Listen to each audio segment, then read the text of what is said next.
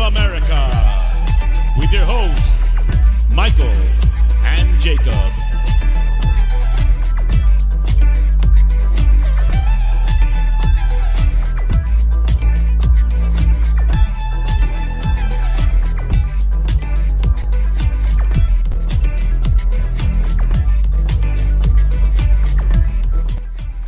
Big how are you doing? And of course I'm sharing my screen. Let me take that there. How you doing? Welcome into the show. Episode 191 of the Untitled series here on United Spurs of America. I hope you are too blessed to be stressed, as I'm a little stressed. But also I feel like there's something, you know, being so close to the border here myself in America. I'm really close to the border, if you didn't know, in Mexico.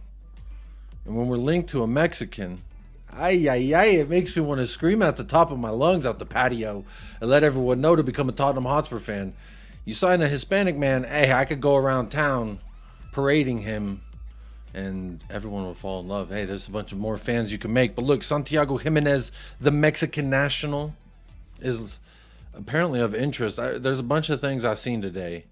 And, you know, maybe it's just they're throwing some chum out there so all the little fishies come along and they eat it up and, you know, feel like they done some work when actuality it's just a rumor. But we'll find out at the end of the day. But hey, I've got a great guest lined up, potentially two guests, but I know I got one. He's in the back right now.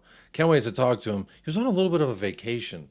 And my man, you know what? I was going to try and say something before I brought him out here, but I don't think we should waste any time when we bring this man. Let me welcome to the show one Mr. Ashmatic, my boy. How you doing? What's going on, Jay? It's been a minute still. How you doing, bro? You good? Hey, I'm fantastic. How you doing? You good?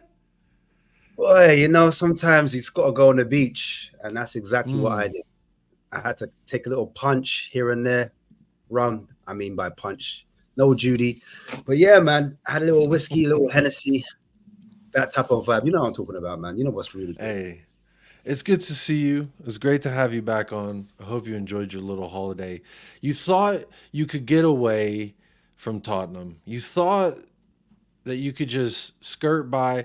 Now, the Timo Werner news, but this is not something I wanted to talk about, but I just thought about this.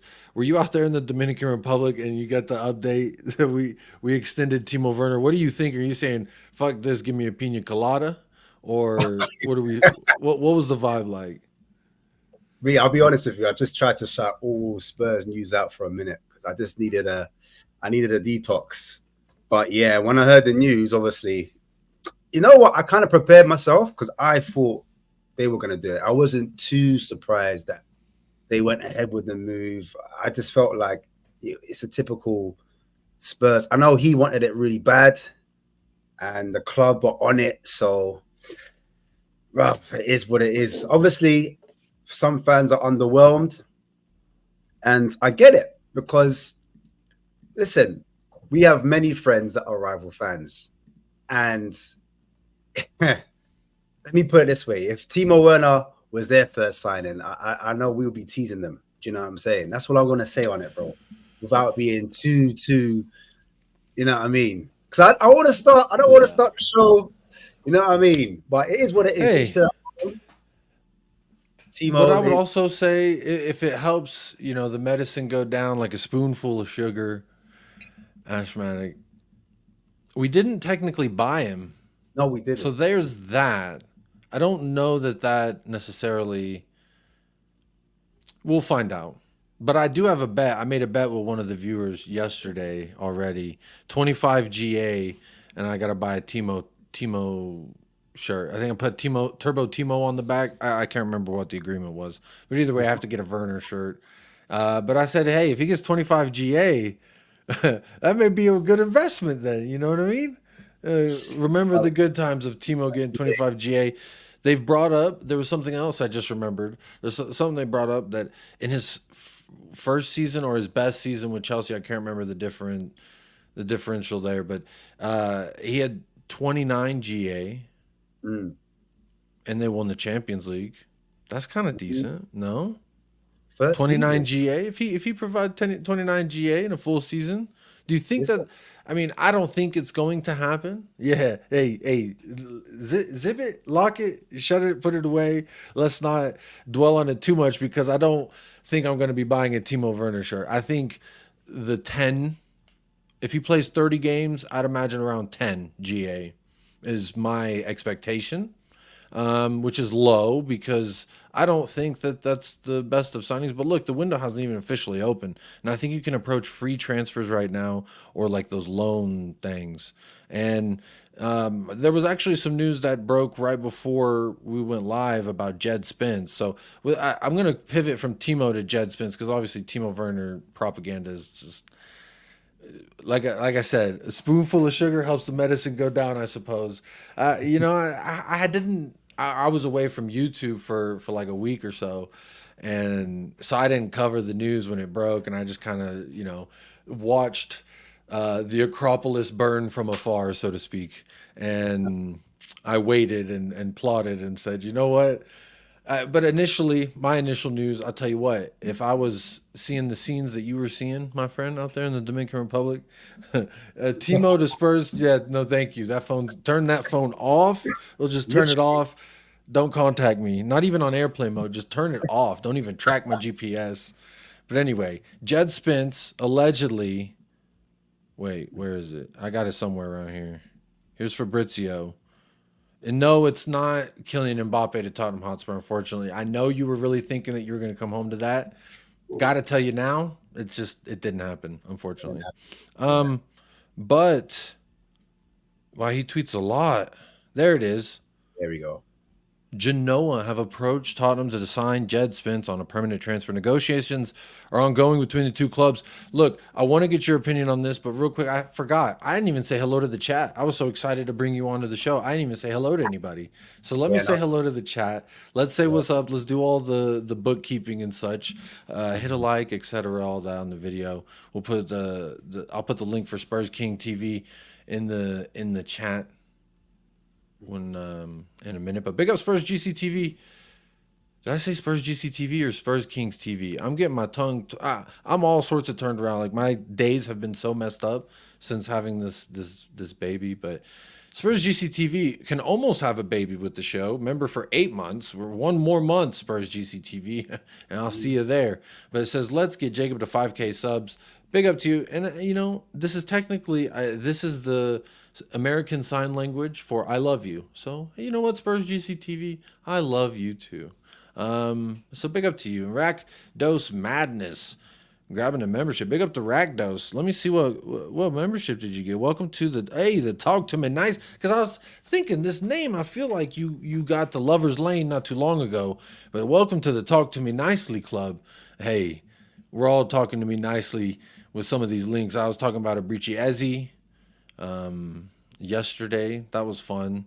And I was telling you, Ash, similar. I need this. You remember how I was last summer about Mohamed Kudus, right? Talk to me. And when he went to West Ham, I remember we were talking about it. You had sent it to me or something. Like, you broke it to me, and I was like, "Oh hell no! What are you sending me? Tell me it's a fake Fabrizio." Because also fake Fabrizio tweeted this morning that we approached Crystal Palace officially, but that's not true. So a lot of fake news going around, a lot of clickbait. Abrici Eze. Hey, is it okay to daydream? Is it? But this is what I'm saying to you, my broski. Look, this is how it's broken down. When you say Eze and your face just lights up, and it's just a consensus across the whole of the club. No one's arguing about Eze. Do you know what I'm saying? Me, I don't watch other clubs like that. But when other clubs are scared about the Eze sign, I'm like, I don't know. But why aren't any other big clubs linked with him? I agree, but like, well, it's the same thing with Madison. Apparently, they are, but we just don't know at the moment. So this is the reason why I've calmed myself down, because I was like you, literally heard the Eze news. I was like, too good to be true. Then, like, as you start seeing more links, like, okay, was it the same agency, the CCA? Obviously, them man went to the fashion show. Him and Son with Deli Ali, you know, linking up. Then on top of that, we gave his family a suite. Like from then, I was excited when we got them a box at Tottenham Hotspur Stadium. I was like, could we? Then after that, obviously, the rumors started unfolding a bit more. There's a gentleman's agreement, XYZ. It was all making I sense. heard that. I've heard them two words before. Oh, yeah. Gentleman's agreement. Remember what Oh, yeah. that means, don't you? I know what that means. I know exactly what that means. You can't go anywhere, Harry Kane. You want to go win a treble? No. I got you right where I want you, buddy. Exactly. But that's yeah, fun. I Who heard doesn't love a gentleman's agreement? because I did actually hear that City were in for him because Paqueta broke down, and so like it's down to the Like, playoff. he broke down crying, or what do you No, mean no, he broke Paqueta, down? obviously he's doing the gambling. He's like rolling the dice. He's doing the Oh money. yeah, I forgot about that. You know, hey, Like, it's true. you know, he's all locked up, so he can't really move right now. Then you've got Eze there, and apparently it's not all done. From what I'm hearing, it's not all. He's deciding whether he wants to go into the project. I don't know if it's true. This is what I'm hearing. So I'm just slowing my roll down slightly. Again, big up the chat. When I saw Kamada, again, that was another reason for me to get gassed. And some people are like, no, you can't have Elise and Eze leave the same time. No, you can't. So I was like, listen, I don't care about that. I just think this could happen. It looks like, you know, we could get the move on him. But I slowed it down because sometimes when I get too gassed, I get too excited, I get mud in my face. So I'm trying to take oxygen in. I'm trying to take it easy. I'm looking at alternatives as well because at this club, they will put you through it, man. Trust me. We've been there before. So I saw a photo of Eze. He looked stressed at the England international game. He looked super stressed, and someone's like, looks like he's played for Tottenham for 3 years already. And it was kind of funny, you know, one of those like when a fat man laughs at a fat joke, you know, it was one of those instances like, aha, you got me, you bastard. Speaking of you got me, adding to the sponsor list, big up Chic TV, my G. My basketball aficionado says, big up to Mr. Jacob, a.k.a. Mr. Maverick, a.k.a. Mr. Don Sigwit. If you don't follow the NBA, the Dallas Mavericks, they are a treat right now. Luka Doncic, I almost called him by the nickname. I gave him a nickname. I gave him a nickname called Truthka Don Sigwit. So I'm trying to get it to stick. It's not going to stick, but we're trying to get it to stick. Hopefully we can go on and win the finals. That's what it's about. Last time Mavericks were in the final was 2011, and we won versus the Miami Heat, a.k.a. the Miami Ski. But anyway, moving along. Thanks for that, Sheik. Big up to you, my friend. Big up to everybody in the chat. Let me say hello to some of the members real quick. Big up Faith Elemento, the first like in the chat. Big up to you, my friend. And make sure you're liking the video. There's also a poll because the main subject today is Santiago Gimenez. Obviously, there's little news going around. I think I put Rumour Carousel. No, I changed it to Rodrigo Munez link. So actually I didn't change the title on YouTube. But look, there's a lot of different transfer rumors to go through. So I kind of want to go through all the smaller stuff, and then we'll talk about Santiago Gimenez. Ay, papi chulo. Ay, Dios mío, is what I want to say, because you know what? I can get my mother-in-law to love Tottenham. I go tell her, hey, guess what, Suegra? We just signed Santiago Gimenez. And she's going to be like, I don't know who that is, but he's Mexican, so I'm going to get a Tottenham shirt. And that's really that easy to make fans. So Ryman Sung agrees with, hey, finally a Mexican player going to bring my flag over. Hey, that's what it's about. That is what it's about. You know, I told my wife, and she's like, oh, really? You know, hey, get a whole culture on your side. You know what I mean? Mexican people will follow. So is she Mexican? My mother-in-law. So my wife is Mexican and Greek.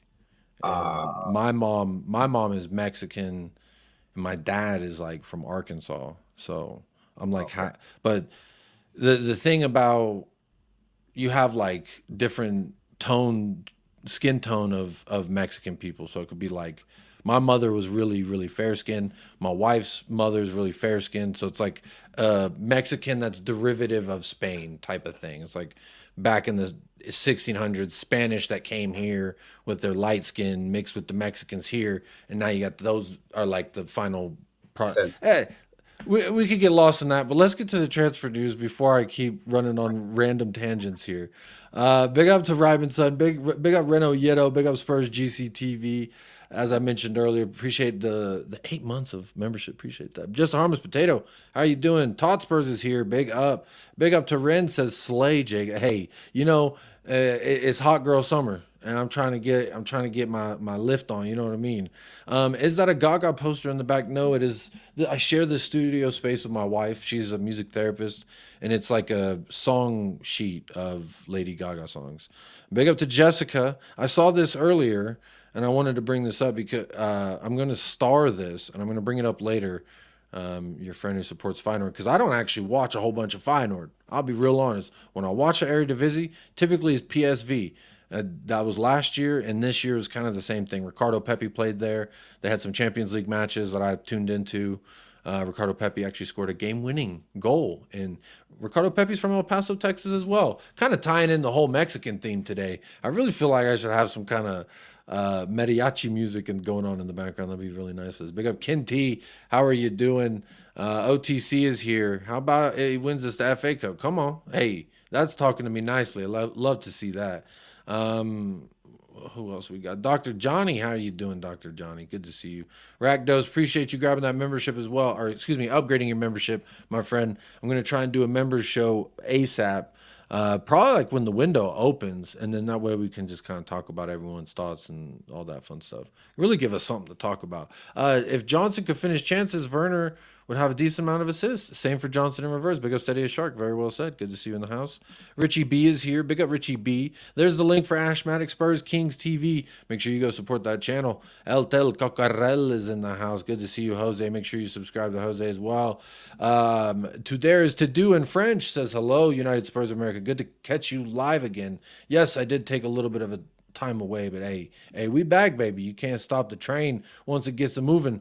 Morler's here. Big up to Morler. How you doing? Mapin, big up Mapin. Oh, Ezzy is a must. When I see Ezzy is a must, Ezzy is a must. Mapin bringing up Parrott that scored almost equal goals to Gimenez in the same league with an inferior team. We're gonna we'll talk about that when we talk about the dang, what's it called? Oh, what's the name? Big up Rob. Rob is here. Portal Dreams, good to see you back in the house. Says Santiago Gimenez was born in Buenos Aires, Argentina. His father was also, but chose to represent Mexico after playing there professionally. Probably a smart move, if I'm honest. You can get in, and this is the worst Mexican team I've ever seen in my lifetime. I'll be real honest. Well, I grew up scared of Mexico. I grew up believing that any Mexican that touches the football was automatically going to be better than anyone from America. That's how I grew up. And it's really shifted. So hopefully he can, get things right for them. Big up to you for that little background. Big up AJ as well. I'm making sure to remind you to hit the like and subscribe, all that fun stuff. Nova's here, says last Mexican to wear a Tottenham kit was the magician Giovanni Dos Santos. Make the Santi transfer happen. I'm actually really excited. I'm pretty biased, and I feel like this is the perfect time to speak with Ash. You kind of help quell me when I get a little, shall we say, animated about business. Big up Martin. He's here with the tacos. Big up to you. Hey, I love me some tacos. Hey, there's a place. I don't know how it's pronounced, but I call it Crisostomos. And if you're ever in Juarez, and that's in Mexico, if you're ever in Mexico and you see yellow and it says Crisostomo, you have to go get some of the. It's like they're so good. Come on, they're good. There's one really close to my house that I don't have to cross the border for, so that's very nice. Anyway, I'm getting distracted. This is my fault here because I started thinking about tacos. I'm actually kind of hungry. Like I should have ate. Listen, that was my favorite restaurant, the Mexican. And we had the baby back ribs. I don't know how Mexican that is, but listen, they did it right. Not really, but they would do it like not with barbecue sauce for sure. Oh, It'd they be some did it kind of so, Mexican sauce. so right. Barbecue ribs, and I had the, what do you call it? It begins with a Q. Is it crest? It's like a taco, and it's got the filling inside it. I don't remember the name, but it begins with a Q. Crest. I can't remember. Quesadilla? Yeah, that's it. That's why. That was my starter. Yeah. Then I moved on to the name. I don't know if that's an American thing though. A quesadilla, that I mean, it is like a Mexican thing, but I mostly like, I don't know why quesadillas for me, I link it to Taco Bell, and Taco Bell is not. I don't equate Taco Bell into Mexican food. That's like. I didn't go Taco Bell. I'll be real. I didn't. I went. It was a Mexican restaurant. That's what I went to, and that's what I had. But boy, you can correct me because you're the expert. You're from there. I don't know. Well, there's definitely more people better equipped to speak about it than I am. But before we keep talking about food, because I already started off the show and I was like kind of looking through the kitchen. I kind of want a snack before I start the show. And I was like, fuck, I'm running late. I got to start the show. So and now we're talking about tacos. Damn it. But look, I've got this pulled up to remind me. Jed Spence, Genoa approaching us. They pulled up and said, hey, how you doing? Negotiations ongoing between the two clubs and the player side. Genoa's numbers this season, the best among the promoted teams in the top 5 European leagues, with the club set to extend the contract of the whole management, including director Marco Ottolini, whoever the fuck that is. But Jed Spence, how much is a fair price? How much you taking for old Jetty boy? You know what? It's a hard one because we didn't really get to see one of the man them play like free Jed Spence. I think I've seen more managers with more quotes about why they don't want him than I've seen him appearances for Tottenham. Oh, why? Do you know why? Because Jed Spence is outside. You look like he's not inside. You know, like how we're inside? No, he is outside. I'm telling you, bro, he is literally one of the man them. Like, I know a couple youngers, and they told me they're like, listen, they kick ball on a certain level, and they know him. They're like, listen, you see, Jed, sometimes you forget that he's a footballer because the way he be popping bottles, the way he's outside. So I know that, listen, you're a young man, you're allowed to do what you like. You do what you do, you live your life. But I can tell that attitude-wise, mentality-wise, London's not for him. He had to go over to Italy to settle himself down. A bit like what people say about Sancho. Some people, they just need to go outside of London, go to a different country where they're not so free, they're not so much exposed to that fast boy life. Because let's face it, they've got a lot of money, they want to spend it. You can't blame them. Now, I don't know much about Italy, though, but is Genoa a place where the old people hang out so Jed can't go pop bottles? Or is that what it is? But I imagine Italy be having some fun. Now, I've been doing a little bit of history listening while... and back whenever, you know, the Roman Empire was starting, debauchery was top of their list of things that they enjoyed doing. True. So true. I'm not too convinced about, you know, I've heard a lot about this young man's attitude, but I've not seen anything. Usually there's like a clip or like a quote, or there's like an interview where you could point out and say, look at this fucker. I mean, really, all there is was that tweet of him tagging Warnock or whoever the fuck his old manager was, being like, haha, motherfucker. But also, I like that. I like that. I personally, like, my opinion is I like that in a player. That cockiness, that cockiness can take you to a certain place. And it's clearly gotten him there. It's the work rate that has to also go along with it to be a good player. And from the moment he's signed with Tottenham, I was like, oh, maybe he could be something good. Or maybe he could be some. But the manager said, not my guy. Conte said it first. That's what I'm saying. Conte said that. That's what I'm saying. He came in and said, that's the club. Don't look at me, bro. Don't equate that to my talent ID. All right? That's what he said. Don't disrespect on my name. That's Tottenham who signed him. And we were all like, oh, this is a club investment. This wasn't an Antonio Conte signing. Is Antonio Conte going to be back? That was the whole fucking chatter about Antonio. And then Ainge came in, and I remember in the summer I tantalized the idea. I saw him with Basuma and Ndombele, and I was like, what if Ainge, Basuma, and Ndombele, Jed, they're all cooking and there's a vibe and they're like, fuck it, we ball. And if they took that on and they applied it, you never know. But They were two, and Ndombele and Jed Spence, they were two players who were in training with Ainge the first moment that he was able to train players as a manager for us. They were. So it's not like he didn't get a look at them or he didn't get to see them on a day-to-day basis. He trained with Tanguy and Jed for several weeks and was like, no, thank you. So to me, it's clear he's not at the level that it's the added, whatever you want to blame it on. It's clearly not going to work at Tottenham Hotspur with Jed Spence, Tanguy and Ndombele, the likes. So yeah, price. What are you saying? I saw someone say 20 mil. Loose Chill Music said 20 mil. You say I'd take 20 mil. We're talking about 20 mil for Emerson as well to AC Milan. 100%. I was thinking a bit lower. I'll be real. Because we ain't seen him. We don't even know what he's really capable of. I know, like at Forest, as you said, sorry, Middlesbrough. Was it Middlesbrough? And he turned up and he went to the, he put a couple past Arsenal and people were a bit nervous. So I don't know what he's really capable cooked of. That one game. Yeah. You know what I mean? It's like... The two. Wasn't it like both legs or something? Home and away or something? I don't know. But yeah, you're right. It wasn't a lot. And even Arsenal fans were asking me, yo, what about that Jed Spence, brother? Yeah, yeah. I remember there was a little bit of, who that? You know, like a little, maybe, and his pace, I saw his pace. I saw compilations coming out as well from Tottenham fans on Twitter, the good things that he did with Genoa. But Genoa, what the hell he done for Tottenham is what my first question would be. So I'm thinking 20 mil, yes, sir. I'll sign on the line.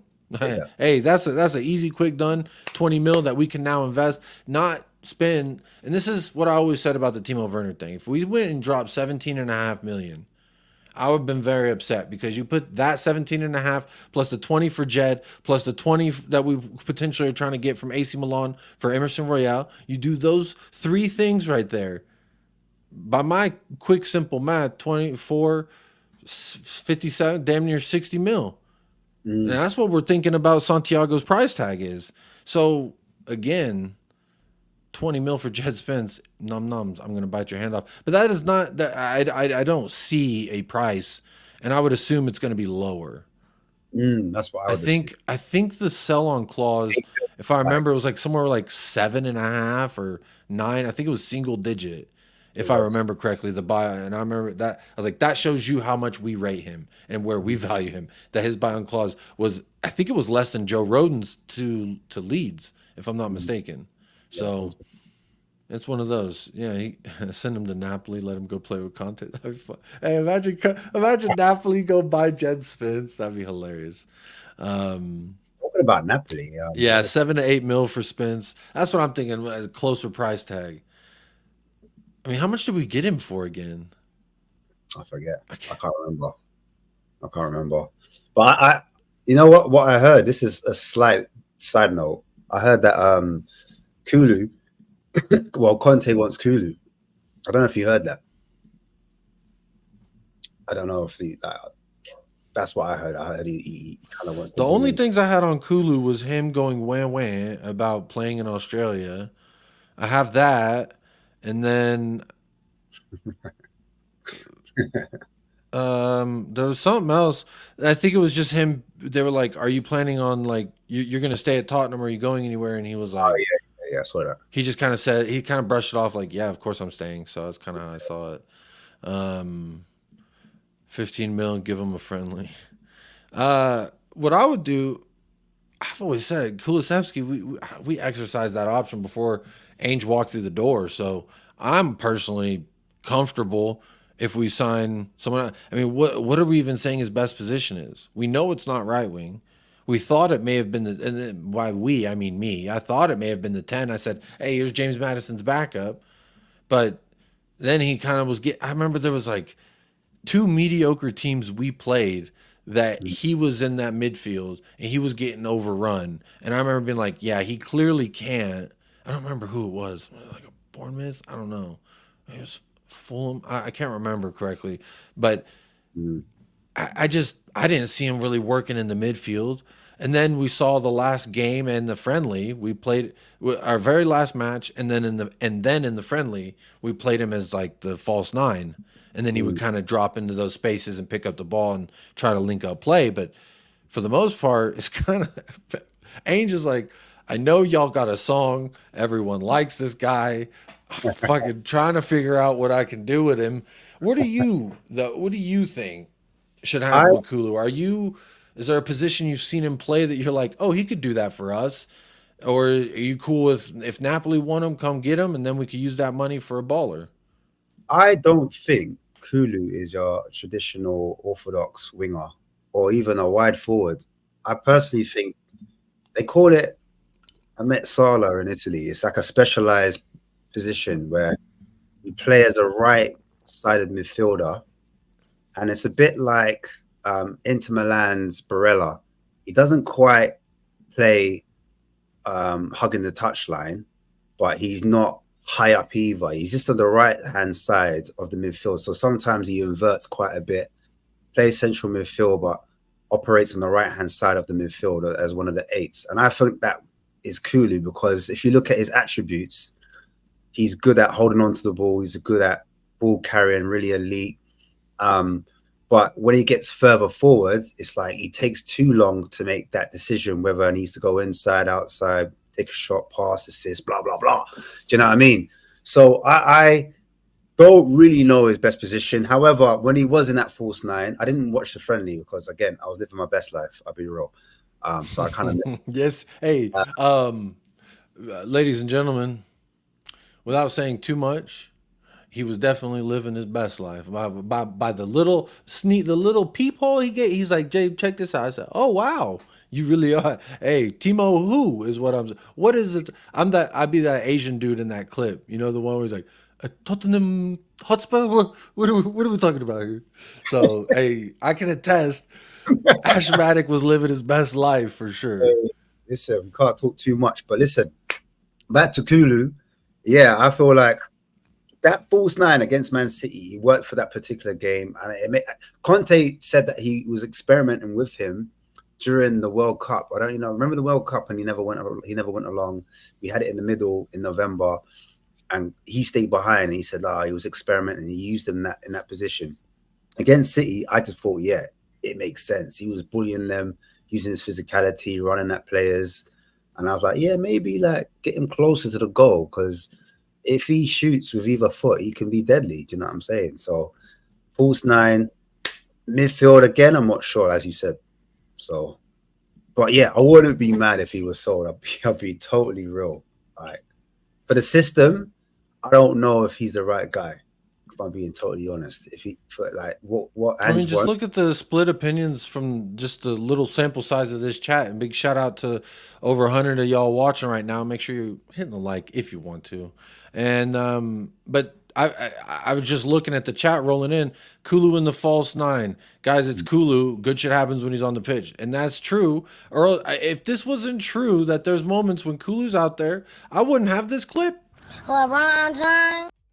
So, he LeBron James on Man City most specifically, but there's a lot of appearances in different positions, and maybe it's just there's a lot of reasons it could be. I don't know what it is, but when I watch Kulusevski, it's not as bad as how I feel when I see Brennan Johnson, but Brennan Johnson offers you pace and then not much else, and Kulusevski offers you on the ball strength without he doesn't lose the ball a lot. It's when he loses the ball, it's because of a bad pass, or he got too crowded and it went out of bounds and it chipped off of him or something. But I've seen him dance through two people. I've seen him put nice moves on. So it's not that Kulu doesn't possess these qualities. It's not that Kulu's not a good player. I've just don't know if he knows or Ainge knows or we all know what his best position would be, because it's not on the right, because clearly our wingers are the number one attribute is, can you run? Can you just fucking run? And then the next, I suppose, is do you have a good first touch? Because Timo doesn't, Brennan doesn't, Son most of the time does, sometimes, and I just Brian Hill non-existent. Don't even get me started. But yeah, Kulu needs to be center. Kulu as the 9. Kulu's the least of our worries. He's a half winger. I don't know. Listen to the half winger is crazy, Foxy. That's crazy. Oh my Lord! Like, this is why we're a mess right now. It's crazy, and that's why I say, if we haven't got a certified answer, like, and we're not unanimous on it, I don't think he works for the system. He's a baller. Don't get me wrong. He's techie. Like you said, he looks after it. He's strong. He's He-Man on the ball. He hardly loses the ball. But yeah, when you have to have this much different answers, it's like, what are we doing here? You know what I mean? Guess what, Foxy? That half winger was such a good comment. You got gifted a membership from David Shear. Big up David Shear. Let's see. I'm gonna do balloons. I was gonna do confetti, balloons. I think I can do fireworks too. I haven't done fireworks in a while. So David Shear for the 5 gifted. You get double. Oh, look at that. That's for you, David Shear. Thank you so much. Big up Foxy. Table Talk, formerly known as Beer Talk. Jessica, who's starred comment, I have starred. Danny Reese and XTALV, Xtal V. Looks like a Chelsea logo, maybe. Big up to everybody in the chat. And congratulations to the 5 of you who just got to hear your name. Big shout out to you. And big up David Shear. Thank you for that. Yeah, man. In regards to Kulu, it's a big question mark for me. I don't know what the best move is here with Kulusevski. If it's look for something else, if it's keep him and see where he fits in best. Because like I said, he does have qualities. I don't hate him as a player, but there has been numerous times where when like I said, I thought he could be the backup to James Maddison potentially, because clearly our wingers need to have more pace than he does. But I would also like our wingers to be able to hold the ball as well as he does. We're doing this weird in between where we've got some of the good, some of the shit, and then it's like, oh, you want this guy? He's got what you thought was good. He don't have that, but the shit, he's got that. And so it's like this constant ebb and flow of like, well, what do you want? Maybe it's good to have varying options, but I would like to put them together. If Kulu had Brennan Johnson's pace, which isn't astronomical, I was led to believe Brennan Johnson was some speedster. He is not that as fast as I think people thought he was, or at least not with the ball. But off the ball. But it's like he doesn't use his pace. It's weird. He clearly has pace, but he just doesn't utilize it. Like with me, I don't actually have a problem with Kulu's pace. I have a problem with his speed of thought and his speed of action. So if he was able to let go of that ball a little bit quicker and just make his mind up, whether it's right or wrong, I wouldn't be mad. That's all. Sometimes if you're going to cut in, just pass it first time. I know sometimes he holds on to it to kind of delay it and trick the opposition, and that's what he's trying to do. But certain times, just do it early. Just make that pass, do that through ball, or just take a shot. One of the two. But he delays, and then nothing comes off it. That's what's the frustrating thing for me. And I think other fans too. Just being honest. Yeah, I'm just being honest. I agree. There's a lot of the players last year attacking wise frustrated me. Sonny frustrated me. I don't want him gone, and I'm not saying my opinion is completely formed either, in the sense of like there's nothing wrong with that either.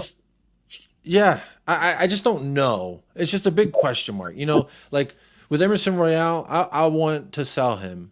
Jed Spence, I want to sell him. Kulusevski, I don't know what I want to do. You know, Richie says he's only 24. Kulu gets one more season, I reckon. You're probably right. I would assume, because that would kind of look weird if this regime takes over and we've just extended Kulu's, or we just picked up Kulu's buy option, and then 12 months later we're saying, you know what, buy. But hey, you could tempt me with him leaving right now with a little bit of money. What's the lowest you take for Kulu? Or what is a number you could hear someone say, oh, I'm offering you this for Kulu? You hear that number, you say, all right, cool. Between 50 and 60, I'll take that. 50 and 60? I would take that. Because if you look at the striker market. So we're saying he's worth as much as Richarlison. Or did we just get fleeced by Everton? What is that? Richarlison's not 60 million player, in my opinion, but of course the market's inflated. And Brendan Johnson's not 55 either. So like there's we could charge more for Kulu, right? Surely. There's no money in Europe. That's the problem. If there was money in Europe, Good different. point. You get it? If But it's Napoli that's in for him, you're right. They're not going to drop more than 60 million on a player. That's crazy no, to think that they would even drop 60. this is it. This is what I'm saying. So I would say 50, 60, I let it go for real. Because 80 million, like, or 100 mil, like those type of prices, you've got to be having more than 10 goals. I'm sorry. He got 8 this season, but again, it was 6 goals for a long time, and then he banged 2. Boom, boom. So it's like the numbers, if I'm stat padding it properly, if I'm really deep in it, I'm like, did he really get those goals? Like, or was it like at the start of the season? Because I think at the start of the season, he got 5 goals real quick, and then he had a long dry spell, in my opinion. I just felt like, yeah, if you're asking for more than 50, 60 million, you have to have 10 plus. Do you know what I'm saying? I don't know. What do you think? 60. I mean, if I guess 60 would at least get me interested. I'd probably ask for a sell-on clause as well, because if say he goes to Serie A and like absolutely cooks, they sell him for 100 or 80. I want a little piece of that because I think he's worth. I think we could get more than 60 for Kulusevski. If say Man City, I'm not saying Man City are coming in for Kulu, but in this hypothetical, if Man City, somebody come in and they say, I think 65, 70. It's got to be more than fucking Richarlison. I mean, I don't.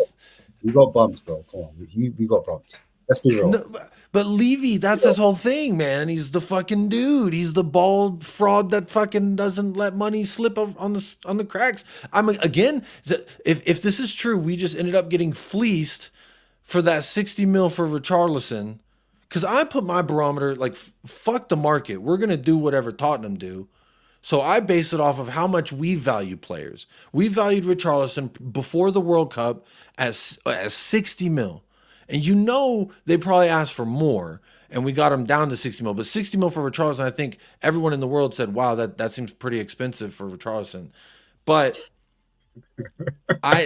what that does for me, the Richarlison thing real quick, is it cements my conspiracy theory. If you want to get your tinfoil hats out for a moment with me, I was convinced they were a heavy favorite in the last World Cup.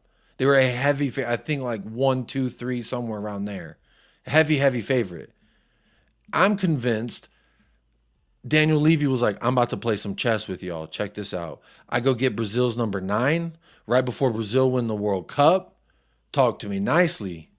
And think about all the number 9 Richarlison talk. They're going to say, oh, where does he play? Oh, that number 9. I mean, think about it. He almost got his way when Richarlison hit the poppity, uppity bicycle thingy that he did, the side swiper thing. A very photogenic shot. But to me, I think that cements my conspiracy that I think he bought him for the World Cup hype.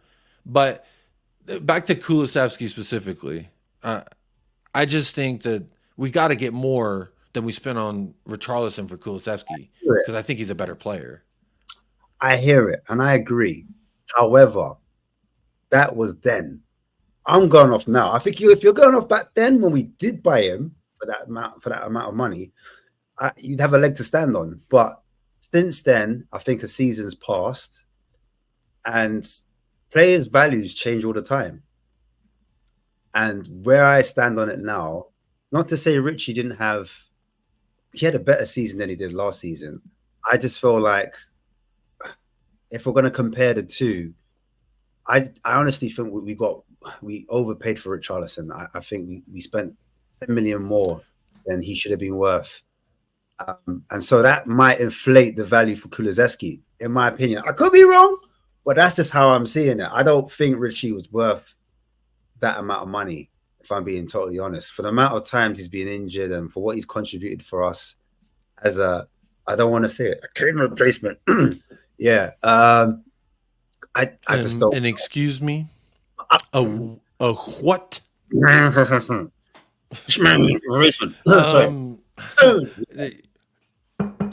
Let's move on. Open up, Ash. It's the police.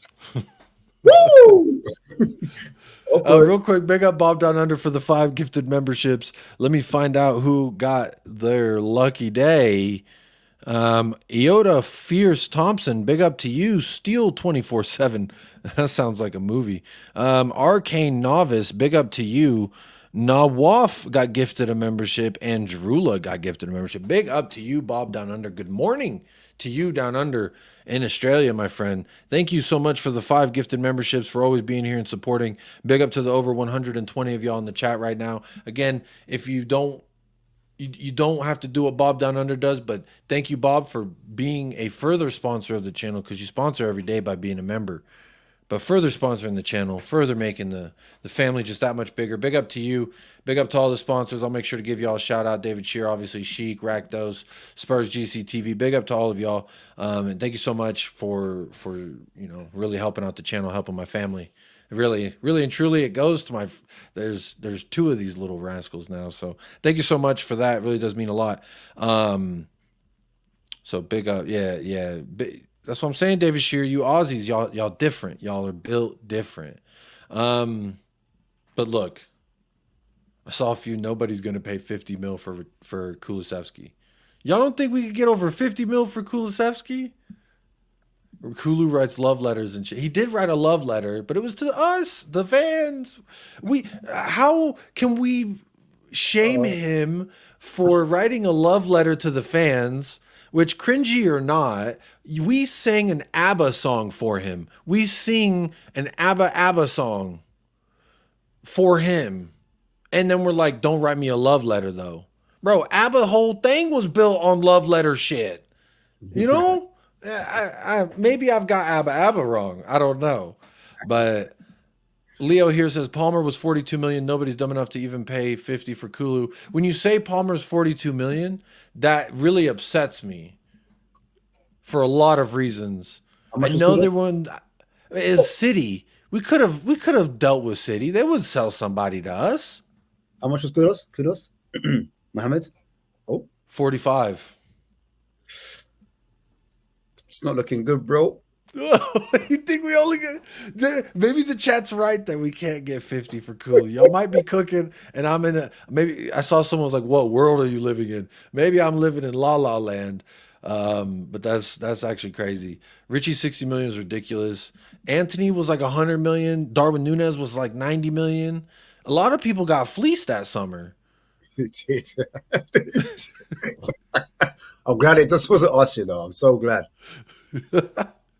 The thing is, I was right before I heard the price tag of Darwin Núñez. I was like, guys, there's this guy. He might break goal scoring record in Europe. He plays for Benfica. He plays for Uruguay. I think he reminded me of Eds, like the way he played reminded me of Edson Cavani, because I'd seen him international, and I was like, this guy looks like a young Edson Cavani with pace. Wow. And you know what? I think Cavani can finish better than Darwin Núñez, so got that one wrong. But the price tag was quite outrageous. A lot of people paid a lot of money for some not a lot of money type players. Now, when you look at the 100 mil that was spent on Declan Rice, you could say that was worth it for Arsenal. They're talking about spending another 100 on Gimenez, Rumour Gimenez, which he really looks a lot like Christian Romero. I think he's Argentinian, and he just like hangs out in Brazil or something. In the face, they look a lot alike, but that's neither here nor there. So Kulusevski, I think consensus is saying 50 mil, bite your hand off. It's tough. It's tough. Lukaku was 100 mil. I forgot about that too. I thought Kulu was better than Saka. Calm down. I never thought that. I mean, 6 months. But I also don't think Boohoo Saka's anything to write to your mama home. Hey mama, look who I just saw. Number 7. He fucking limped. Brennan 50 mils a sin. There's a lot of fleecing going on. But big up everybody in the. Lukaku, I forgot. Bro, Inter Milan ran scam. 100%. Yeah, Martin, I said Boohoo Saka. That's my nickname for Bukayo Saka. Frobe, that's what. Let me see. What else am I going to talk about here? Because, Kulusevski. Valise is not going to return to Argentina in the transfer market. Tottenham want to loan him to a Premier League club. Clubs in Italy closely following him. EA Sports ranks Valise very, very high. But that's a fucking video game. Where do you rank Alejo Valise? You know what? He's got that South American fire about him, which I do like. I like that when I did see him, he was like dogged and trying to hurry players, and like he was a tenacious, the intensity, pressing was there, etc. And he managed to get a goal against Brighton. I was happy for the kid because he really wanted to prove himself on this particular level. He thinks he's ready, and that's why they forced him a little bit ahead of his time. I remember in training they were talking about, he just turns up, he's tenacious every game, like he really wants to go. So he actually made himself get to where he was. I kind of like that in a player, that kind of, they're like, look, manager, look at me. I'm going to show you the reason why I'm a top player. But I just think he's a bit raw. I think he needs a low move, and Premiership, I would like that. I don't know who would take him out of the clubs. If he would go to, I don't know, maybe Brighton or maybe Forest. I know they've got the strikers ready. I'm just thinking he just needs a club where he'll get time. And the reason why I said Brighton was because I know they've got Ferguson, and I know they've got the Manchester ex-Donny. I forget his name, man. The Ghanaian kid. I know they got him, but I just think because they loaned out the kid from Barcelona, I'm forgetting everyone's name today.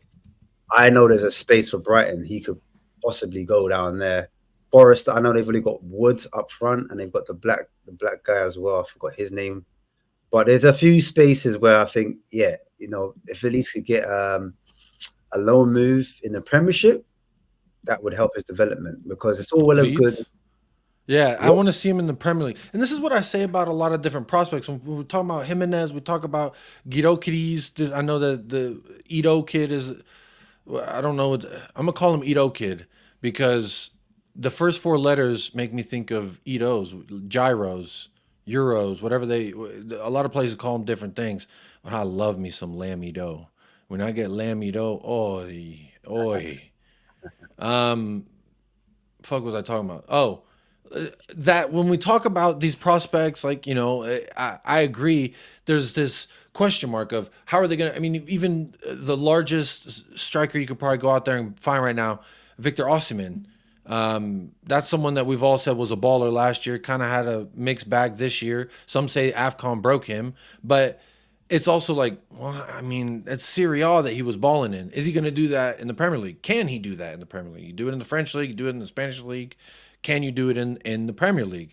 So I agree. Valise needs Leeds is they're still in championship, so they didn't get promoted. But like Southampton, I'd give them to one of these promoted teams, one of these teams that looks for a striker on an easy budget. We go 50-50 on his wages, which his wages are like 35,000 a week, so it's not a lot.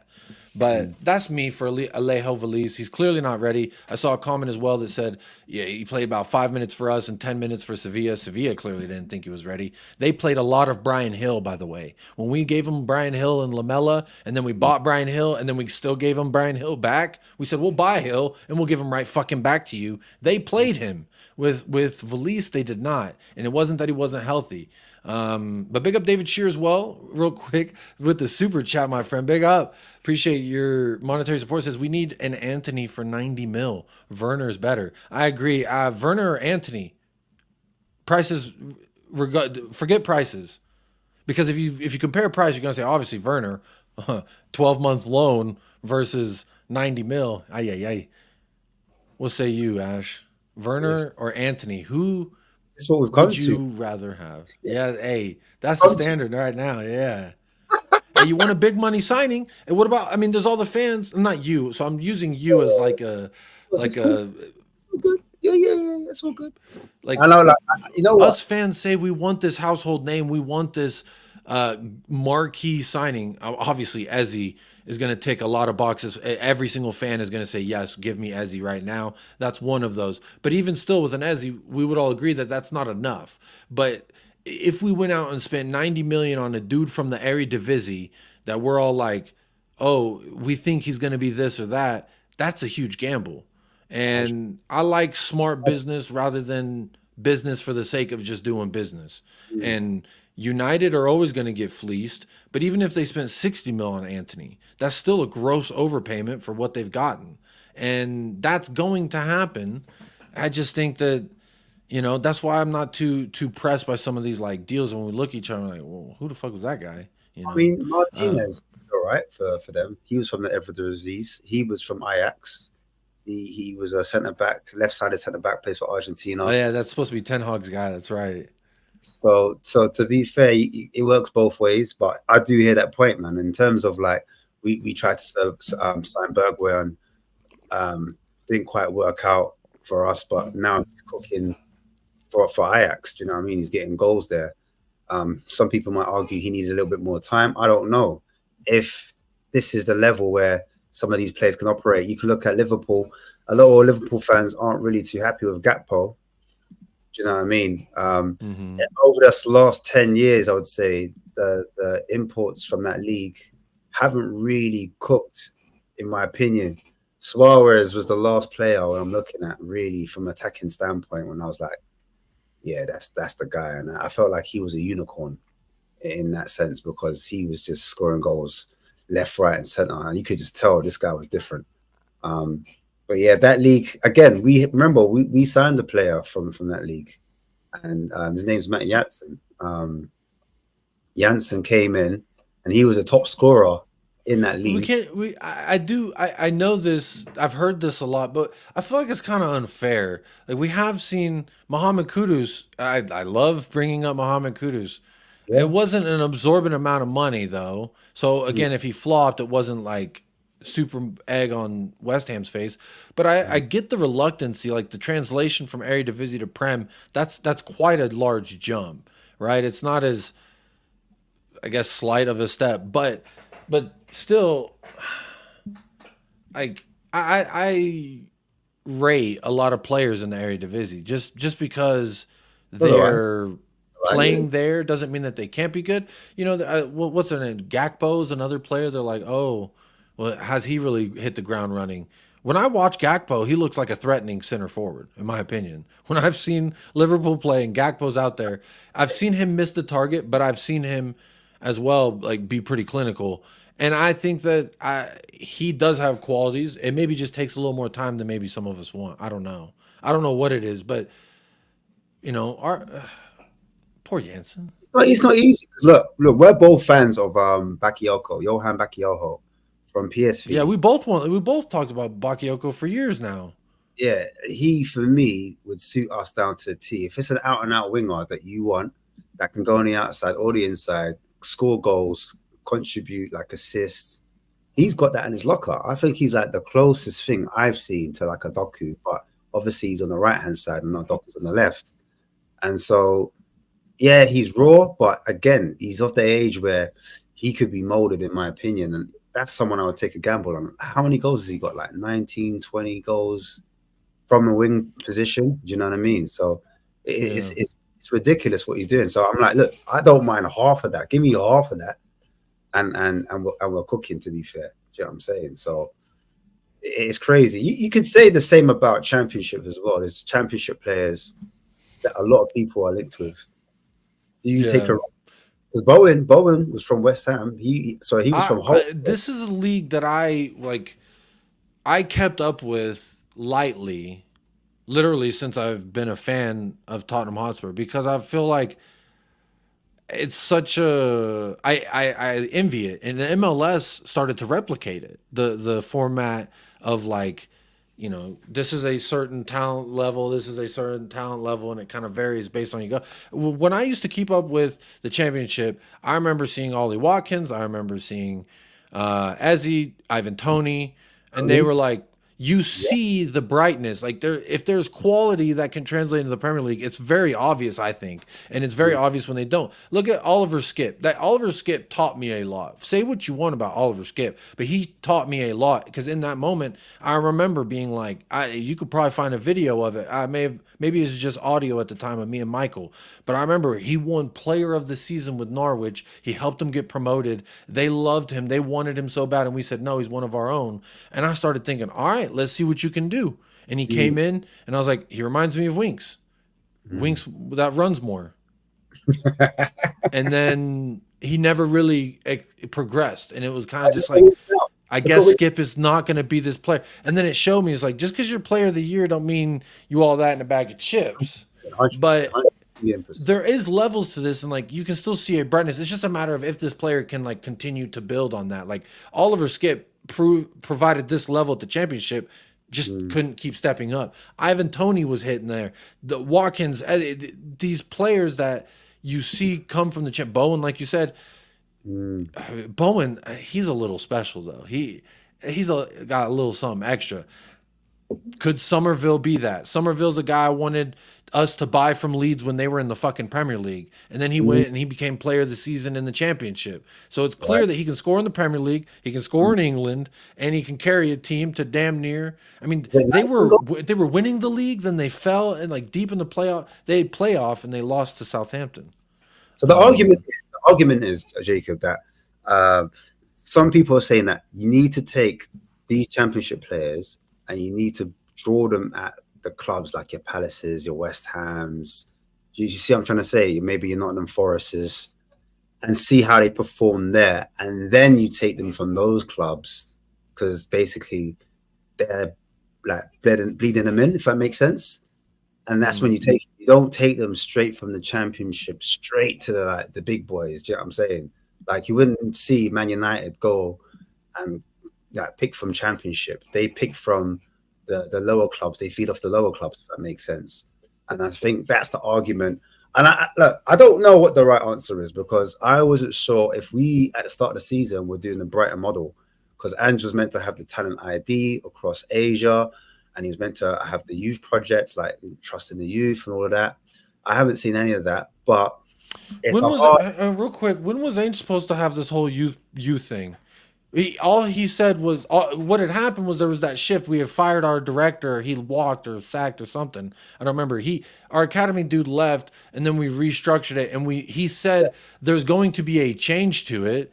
I don't remember a time when Ainge said, or Ainge's coaches said, this academy pathway is going to be so fucking vibrant and clear. I don't think that that's a fair notion to beat him over the head, especially with zero European football, because to me, Ainge, even next year, he's going to be shitted on if he plays Alejo Veliz, Donley, and Santiago. Like, I subscribe to Spurs play. I watch the academy, so I keep up with, who I think looks good. And people who go and watch them live more than they show on Spurs play say that a lot of these players just aren't ready. And for a manager in their first year, are you going to risk your job on a bunch of kids? Jose didn't. Conte didn't. Nuno didn't. No manager comes in and is just like, here's a child. Let me put all this on your shoulders. I'm not saying like he was going to bring the youth through, but I just feel like there was a perception that maybe because he worked with previous academies, previous under 21s at other clubs, I think that was the perception of him coming in. Maybe it was a bit of Mourinho, Conte. They thought the academy wasn't good enough, and this guy was going to come and switch things up, change the culture, and everyone was going to get a chance and blah, blah, blah. So maybe that was the perception, or maybe the hope of the fans, that they thought they were going to see more youngsters get bled in and given a chance, or there was going to be a stronger pathway for them. But I agree, man. From when we didn't get Europa, it's always harder for them to come in. Like he tried to play. These kids play, but that's my. Like, this is Ainge is going to get beat with a stick no matter what he does. We play our strongest 11 in Europe. They're going to say, "Oh, this is the game you should." No, this is the game you should have played the kid. No, this one. No, this one's the game you should have played the kids. Oh, the FA. Oh, the Carabao Cup. If we play the kids, get knocked out the Carabao Cup. Ainge didn't take it seriously. What a fucking asshole. Oh, FA Cup, same thing. So it's damned if you do. He rotated the squad to see who all he could fucking use. Lost on penalties to Fulham, and everyone to this day still beats Ainge with that stick. He didn't take the Carabao Cup seriously. We're supposed to want any trophy, and I do. I'm desperate. I am desperate. I'm the crackhead, and I need some crack. And the crack being a fucking trophy. Carabao, I don't give a damn. Give it to me. Energy Cup, I'll take it. Anything I could drink out of, I need it. And to me, Ainge still took it seriously by not completely just playing kids in a Carabao Cup. We didn't lose outright in 90 minutes, and we got knocked out of the cup on penalties by him trusting players that should be able to fucking beat Fulham. The lineup he put out is full of players that should. 60 million Richarlison was out there. Kulusevski. No, wait. I don't remember if it was Kulu or Brent. I'm actually going to look up that lineup. But I remember there was Van de Veen, playing Højbjerg, which he's linked with Atleti Madrid, and they're supposed to be big clubs. Like he's linked with these big clubs. He's from Bayern. He won a Champions League there. Like, I thought Skip was playing. Was Skip you playing? would probably. It was probably Skip. I know Emerson was out there. Emerson definitely. Davinson Sanchez was next to Van de Veen. Davies was left back. I feel like left back. Davies was left back. These are all players.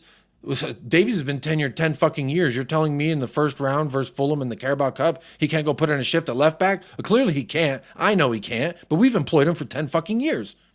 Davinson Sanchez was up for 6-7 years. You know what happened as well?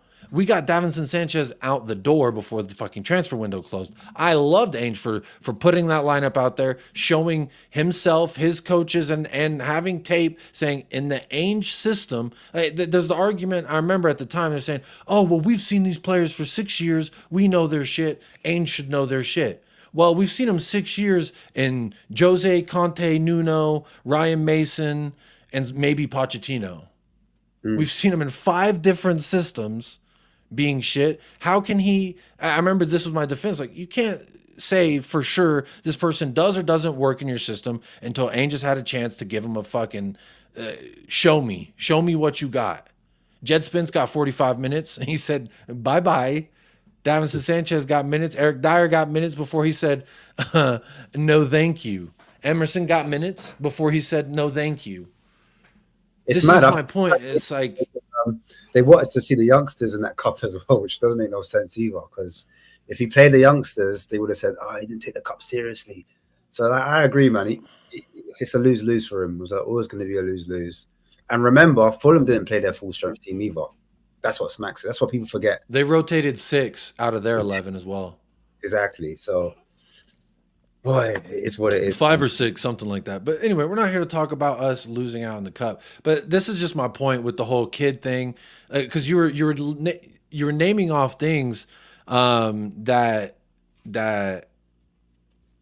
Sorry, your picture just distracted me. So, Sorry, is that man. Adama Traore? Is that a photo of Adama? What is that? It's me. Oh, you're Adama Traore. You're the Adama Traore that we desperately need to sign. I like the way your one looks. Yeah, you carry on. Well, no, there was something I was going to say. Nah, just fucking, woo, there it goes. It was about, I wanted you to get back to the point. You were making a point of the things that, it was about Ainge Postecoglou in regard, and you mentioned the kids, and that's why I stopped you so rudely and interrupted you and said, look, Ainge never came in and said these kids are going to get a million chances, especially with no Europe. And then we just kind of diverted because I was like, and if he plays them in Europe next year, they're going to say, how dare he not take Europa seriously? We all wanted Europa, but you also all want the kids too. So it's Spurs firming up for Tony at 40 mil. I've been saying Ivan Toney, I watched him in the championship with Brentford, not at Newcastle, but at Brentford. And I remember saying, this guy reminds me of Harry Kane with a little bit more pace. His passing, his hold-up play, the link up, he'll drop deep, he'll distribute, but then the shot power, the confidence to take shots on, he is just, here's Kane. They're in the same column. He's just on a different tier. Mm-hmm. He's in a spectrum tier, however you want to. Like, if we're ranking like Kane, like style of striker, Kane is a certain style of 9. Like, you don't, like, I remember I saw years ago, I said Ollie Watkins, Ivan Toney, and Patrick Bamford at the time were the 3 strikers. This is before we signed Richarlison. I was like, these are the 3 guys I think should be Harry Kane's backup or eventual successor, because we knew Harry Kane's ankles. So for me, Ivan Toney, I saw this from Football Insider, 40 mil, and then Bob Down Under just said it. So maybe something else just got said. But that's what I'm saying. 40 mil. You said that last year. They would laugh at you. 40 mil for Ivan Toney. Now I'm hearing Arsenal don't want him. They're talking to Osimhen. There's all these people saying, "Oh well, they don't want him of his value. The price tag continues to go down."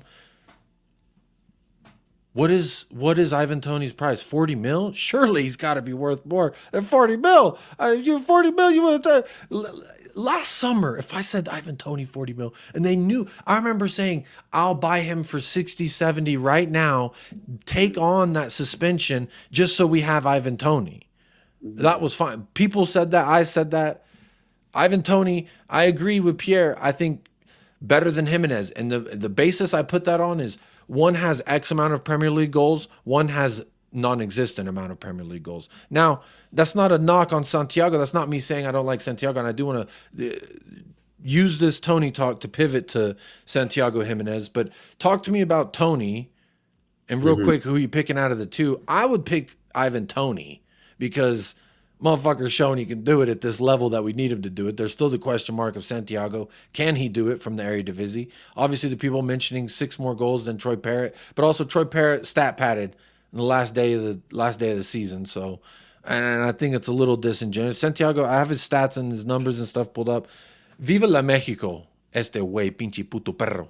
But Ashmatic, Yo, talk to me. Ivan Toney, 40 mil. I'm donating to the GoFundMe for 40 mil. yeah, listen, Toney, like you've already listed all the points that's needed to be made because. But if you say it, people will believe it because you're a fucking asthmatic. So I can say it all I want. They say, "Oh, that's just Jacob Wava," because I said about Dama, which I still remain a little side tangent. Ash, would he have done more for us in the amount of time that Brian Hill has been here? Yes or no? 100%. But let's not go there, Could man. he be, okay. I was gonna. Hey. You gotta let him go, man. Like Adama, like God, I know, bro. I'm the same. Like we hold on to these feelings. Just let it go. It ain't worth it. It ain't worth it. It ain't worth it. I'm telling you. You're right. I'm still not over Kudus either, but we'll move. I agree. Like it's not all about the goals. Like obviously, as a number 9, you want them to put in the back of the net, but we need to have some kind of marking criteria when it comes to forwards or strikers. We can't just look at the GA and, as you said, step at it and say, look, he's got this amount of goals. Because if we're going to do that, look at Solanke. If you look at Solanke this season and you compare it to Toney's last season, because I'm assuming that we're looking at their two, their goals and assists, very similar in terms of goals and assists. But again, I want to make the point of what do they do for the team? What do they do off the ball? How do they contribute? And that's what Toney gives you. He gives you off the ball protection. What do I mean by that? He's able to hold players off, like we're talking about Kulusevski's physicality, first touch. Is he able to get under? Is he able to link the play, bring other players into play? Can he have those range of passes where he's got a medium to long pass? Can he pull that off? Can he switch to play? Can he find his wingers, his wing forwards really quickly? Can the keeper go directly into him and help us to progress up the pitch? Because a lot of the time when we're trying to play certain teams and we lose the ball in that final third, or even just trying to get it from A to B and we're just trying to move up the pitch, it kind of needs your 9 to fall in as a false 9, hold the play up, and then find other players. And that's what Toney gives you. He gives you a little bit more than a direct target man, as in like he's good with the air, he's good with his head, he's good with the feet, back to goal, he can spin players, he's got strength, etc., etc. That's what you're going to get with Toney, and I think that's why a lot of people are excited about the prospect of having him. Also, I think the mentor of the guy, he's got that kind of savagery. Do you know what I mean? That kind of like, I don't give a shit, I don't give a fuck, I'm here. I'm Toney. I believe in myself. I think I should be playing at the best club, and I'm going to show everyone why I'm the best and why I'm in the England squad, etc., etc. So I think that's what it is with Toney. Like everyone has their preference and why they like certain strikers. Some people like strikers that can run in behind, that are fast, that kind of play in the channels. A bit like, I think Watkins is more of like a wide forward, whereas Toney is more of a target man, if that makes sense, or a box striker. I hope that answers your question. Did you want me to talk about the El Mexico? The El Mexico? Yes, let's. I do want to move on to that real quick. It is in the title, so I'd be reluctant if we didn't at least talk about it. Okay. And I'm not going to say his first name, so just close your eyes and go on a journey with me. Tottenham Hotspur are interested in Mr. Bellingham. He played at Birmingham. Mr. Bellingham to Tottenham. Are you singing off the same hymn sheet as me, Ashmatic? Hey, don't ask what his first name is. Don't ask which order of baby Bellinghams popped out first. Just know it's in the DNA, baby. It's in the blood. This reminds me of the Dallas Mavericks. You know Stephen Curry, right? He's like a world-renowned athlete, Stephen Curry. He's got a brother. His name is Seth Curry. They kind of look alike, but he's definitely not as like camera photo friendly as Stephen. He can't shoot as good as Stephen. His pace isn't as good as Stephen's. But you know what he does have? The last name. Think about the headlines. Just listen to me now, Ash. Bellingham signs for Spurs. Everyone's going to say, oh, look at us now. We just signed a Champions League winner. No, championship participant. What do you think about that? And I think this is why you were arguing the whole championship thing. Because obviously Joe Bellingham at Sunderland is quoted for 20 million roughly. It says Sunderland are believed to want a fee in the excess of 20 mil if they're to sell Joby Bellingham. Tottenham are one of the clubs interested. There's a couple of Premier League clubs and a couple of Italian clubs apparently looking into the situation with Bellingham. But to me, oh baby, what's better? You can't get Stephen Curry, so you get Seth Curry.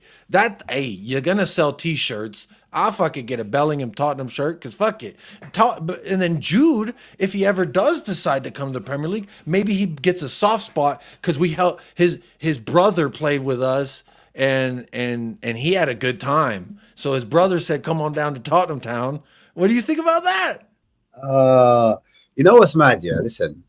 Do you think it's weird that we're going for all these number 10s? Or is it just me? Because we haven't been really linked with a DM or a 6 or whatever you want to call it. Do you think it's Ange's idea to play with loads of box-to-box midfielders? Because it seems like we're going for that. I looked at Joe properly, and he seems like a box-to-box type. Like he gets about the pitch, covers a lot of ground. He's aggressive in the tackle. He slides tackles a hell of a lot. But he makes runs into the box as well, late runs into the box and gets on the end of things. In fact, I saw a stat somewhere that he's up there in 11th percentile in terms of the amount of runs and touches he gets inside the box in the championship. He's like up there. So I'm starting to think, is that the area that Ange's really targeting? Because I thought it was going to be more wingers we're looking at, but at the moment, all I'm seeing is centre mid or attacking mid, centre mid. That's box-to-box midfielder, 8s, 10s. And I mean, I think back at like Papa Matasar and Basuma and even James Madison at points, and I think about, okay, in the midfield, what did they do? Where were they? And what were they trying to do in those moments when they were in those spaces? And it's kind of like what Ainge said, in my opinion. I want to get away from 6s and 8s and 10s. I want my midfielders to be able to do all of them. That's what he's looking for. So it makes sense to me that we're looking for these 10s because a 10 can drop into space if they're motivated enough to do so.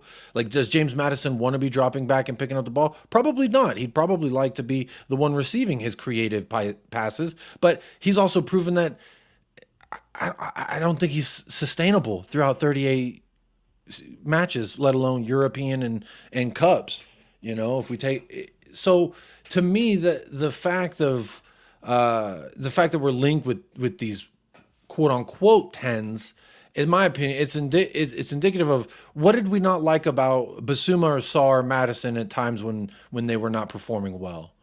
With me and Sarr, it was ball retention and shot effectiveness. Sometimes he just fucking kicked it because he scored against United and he wanted to do the Marcus Rashford.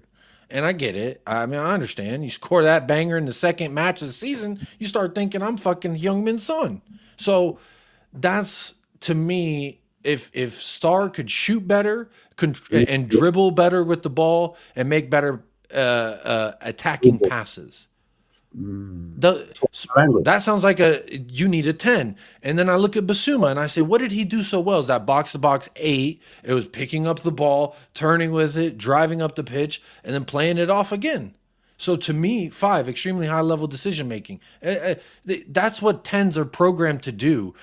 Lionel Messi, I know he played right, 10, striker, he played all over the place because that's what a great player can do. But he's a master at finding that space. I brought up Messi because it just, when I think about a player who is here and he's already looked over here, so he knows where the space is going to be. And when you look at a player in the central mid of the park, typically 10s are more programmed to know where that space is.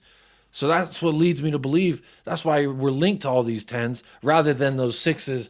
You know, people saying, you know, the Gertrudas, the Onanas. And while I would tend to agree with you, Sean Butler made a really good point whenever the fuck. And he said, when you look at the stats, I don't pay for Y Scout. It's like $1,000 fucking a month. But I like Sean Butler because he pays for it and he will tell me what those stats are. So thank you for that. And he mentioned that when you look at like a monster 6 and all the statistical measurements that you can, Pierre-Emile Højbjerg is right up there with him in all of the categories.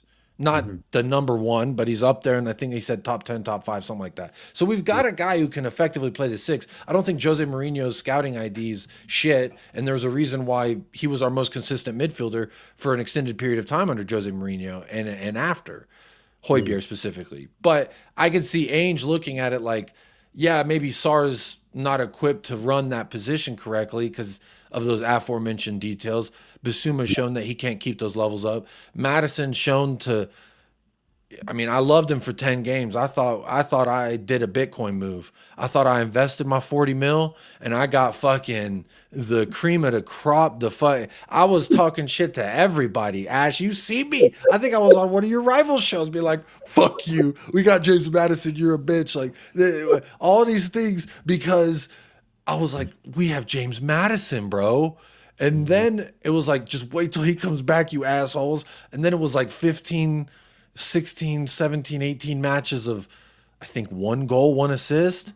And I'm thinking, I think it reminded me of the crypto bros, you know? Yeah, I felt, yeah, 100%. Exactly that. And like, just before you go further, we've already signed Bergvall. Yeah, we've already signed Bergvall, and now we're looking at Job, right? Question to you now. I know it's your show, but just a quick caveat. Where do you play Eze? I want to hear your opinion. Where does Eze play? I said this on yesterday's show, but Ash, it's okay that you didn't hit a like and I was gonna say subscribe. I'm pretty sure you're subscribed. So good. Over 200 likes on yesterday's live stream, by the way. So really, thank you so much to all the people. It's a free thing to do, you know, hit that like and subscribe, by the way. So there's been 130 folks watching for majority of the show. I saw there was like half as many likes. I would hope that the audience that tunes in here, we have a better conversion rate than Timo and Brennan Johnson. I'll find out by tomorrow. But yesterday we had 200 likes. So no reason we can't at least be over 100 by the time the show ends. But my point in saying that is yesterday I said if we're going forward with this James Madison and we get Eze in, I'm saying you put James Madison out to the right wing. James Madison, remember for Leicester, when they had one striker, when they had one target man, he was a right winger. When they had 2, they moved him into the 10 to supply those 2 wingers. Or excuse me, to two strikers. So in a single system striker, he's shown he can put in a shift at the right wing. You get Eze. Eze hasn't shown me. I ain't seen him play at the right wing. I've seen him play as a 10. I've seen him play as a left wing. So I'm putting Son as a left wing. I'm putting Eze at the 10. I'm putting James Madison at the right wing. And insert striker that we buy that makes fans smile here. Right. Like I need the fans bouncing. I need the fans moving. I need the fans moving like the like button. Do you think Ange will put him as a right winger? Be honest. I know it's what you want and what you think makes sense, but do you think Andrew will do that?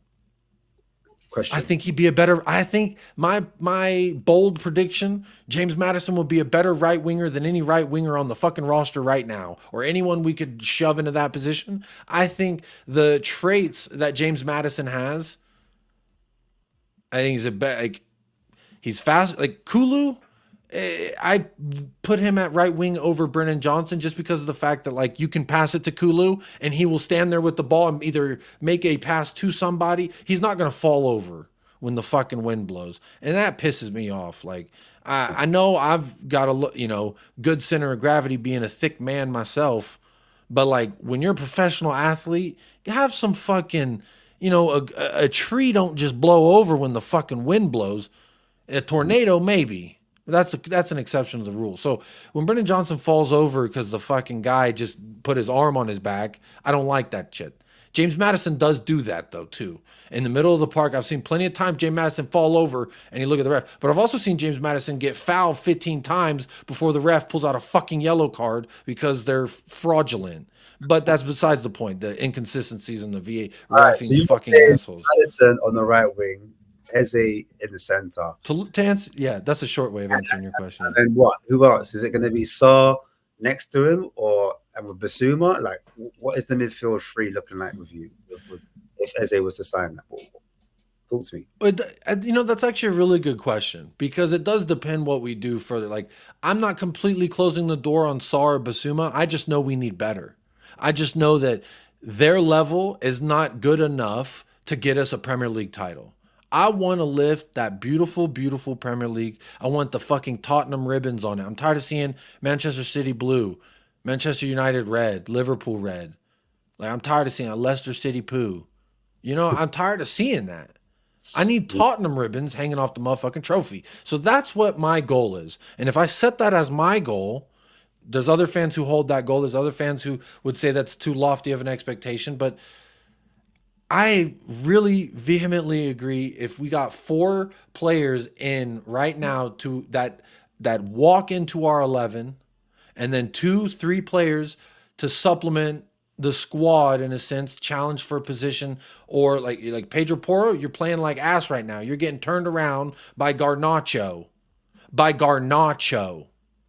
Alejandro Garnacho, the guy who went on YouTube Live with I Show Speed saying, I'm going to bark tomorrow after I win, or after I score a goal versus Tottenham, I'll bark on camera for you, Speed.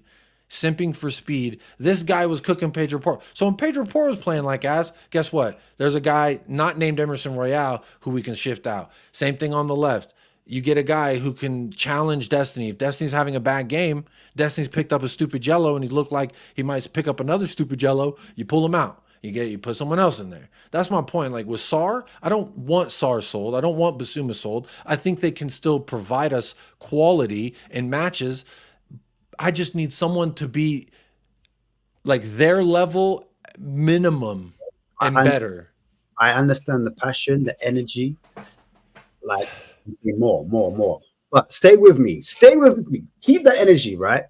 And you want this for your fan base as well, right? You want this for the fans. You want the fans to have the same. Well, I more want it for I'll be honest, I more want it for me than I want it for the fans, but that's like a byproduct of making me happy. You want the fans to kind of have this expectation, but right. So, all right, let's not talk about the fans. Let's talk about you specifically.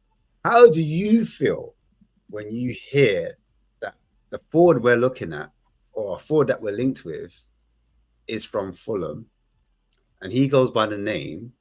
Oh, yeah. He's in the title too. I didn't know when we were going to get to it. I thought we might as well talk about it. No, great segue. I'm just trying to pull up the tweet. What do you think about that? I mean, look, this is a guy when we played Fulham, I remember my watch long saying, who the fuck is Frankie Munez's older brother out here? This is Frankie Munez's little brother. Frankie Munez is from a show called Malcolm in the Middle, for those of y'all that don't know. But this Munez guy, I'm like, who the fuck is this guy? But Rodrigo Munez, sign or avoid. I see that, and I say, okay. And then I see another tweet. Fulham striker, Rodrigo Muniz, Frankie Munez's little brother is represented by the same company that represents Ezzy, that represents all these players we have that apparently is supposed to make it so simple for us to get these players in the door, like James Madison, Papa Sarr, Papa Poro, Heung-min Son, Alfie Devine, Dane Scarlett, Jamie Donnelly, Yago Santiago, as well as former Spurs players Dele Alli and Kyle Walker-Peters. So he's represented by these same people that's to me, byproduct of who cares. A lot of people get represented by a lot of agencies. It doesn't mean that they're necessarily this or that. Now, what makes this more interesting to me is, remember, this one here says that Tottenham and Chelsea, and I tuned in to shout out Carefree Lewis. I don't know any of y'all watch his channel. They were talking about, because they got linked with him. And I thought this was interesting because they loaned a striker to Fulham, Armando Broja. And now they're linked with a Fulham striker. It seems weird, like, if he was so ass, why would Chelsea be willing to let Broja go? When I remember Spurs fans hyping up Broja when he had that loan spell, wherever the fuck it was, he did all good, and then he went to Chelsea and he flopped. He went back to Chelsea, excuse me, because he was on loan somewhere. So, to me, I didn't know who the hell he was till he bagged damn near a hat trick on us. And I think it was one person kept him out. That I think it was Oliver Skip or Højbjerg saved us from a Mooney's hat trick. But we were one of the games that helped him win Player of the Month. Fulham fans, from what I've heard, for the most part, they feel as though this guy's been ass. In the last part of last season, he turned it on. But since they've had him, he wasn't good. Now, to me, it doesn't do anything for me. Do I think he's better than Richarlison? I don't know. I've seen Richarlison have a good game. Everton was a good game. He had a brace. I've seen a good guy. I don't think Richarlison's ever won Player of the Month, but I don't know. Again, this is a player, I can't say I've tuned into every single Fulham match because they didn't start Adama Traore every time that they had the chance to. But when they did, and when I could watch, I was definitely locked in. But I wasn't watching Frankie Munez. I was watching Adama Traore. You know what else I was watching Adama Traore do, by the way, Ash? Hit the game-winning assist versus United, and then the following week get the game-winning goal. But that's neither here nor there. We ain't going to talk about Adama like that now, ain't we? But anyway. Yeah. So I haven't looked too much into Frankie Munez. What are your thoughts on him? You know what? I looked at him before we played him, and I looked at him after we played him because he had a great performance against us. And I'll be real, when that name first came up, I was so reactionary. I was like, why Tottenham though? Why? I didn't care. Chelsea were looking at him as well. I don't care about that. I felt so underwhelmed after Werner. I thought, imagine we loan signing Werner, and then I wasn't sure about Eze. I don't know. Eze's not done, innit? And then we end up buying this brother here. And I'm like, imagine this is the Kane replacement. I was looking at it all wrong. I admit. That was me being reactionary. That was me doing wah. You know what I'm saying? But I remember. Yeah, I was crying, bro. I was. I'm not gonna lie to you. My words were at the prime.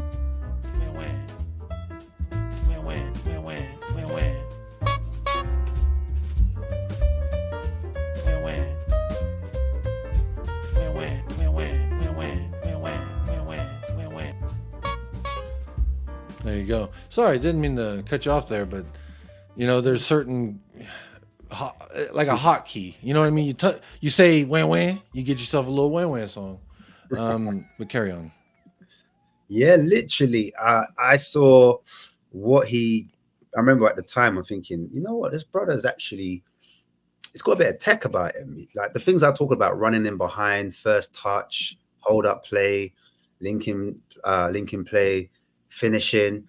But I had to hold myself steady because when I did my research and I looked a bit deeper, because I was thinking, well, how come I haven't heard about him before?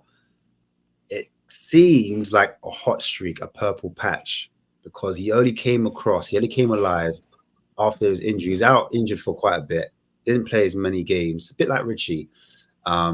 Just had a good streak of form, did his thing. but I need to see that over more than one season. You see what I'm saying? Like, at least with Gimenez, Solanke, they've had seasons before. I'm not saying Solanke was prolific, or I'm not saying Gimenez was prolific, but I looked at Solanke last season and I thought, there's a player there. And then this season, bang, he's arrived. Again, Gimenez, I remember looking at him last season thinking, hey, there's something about this guy.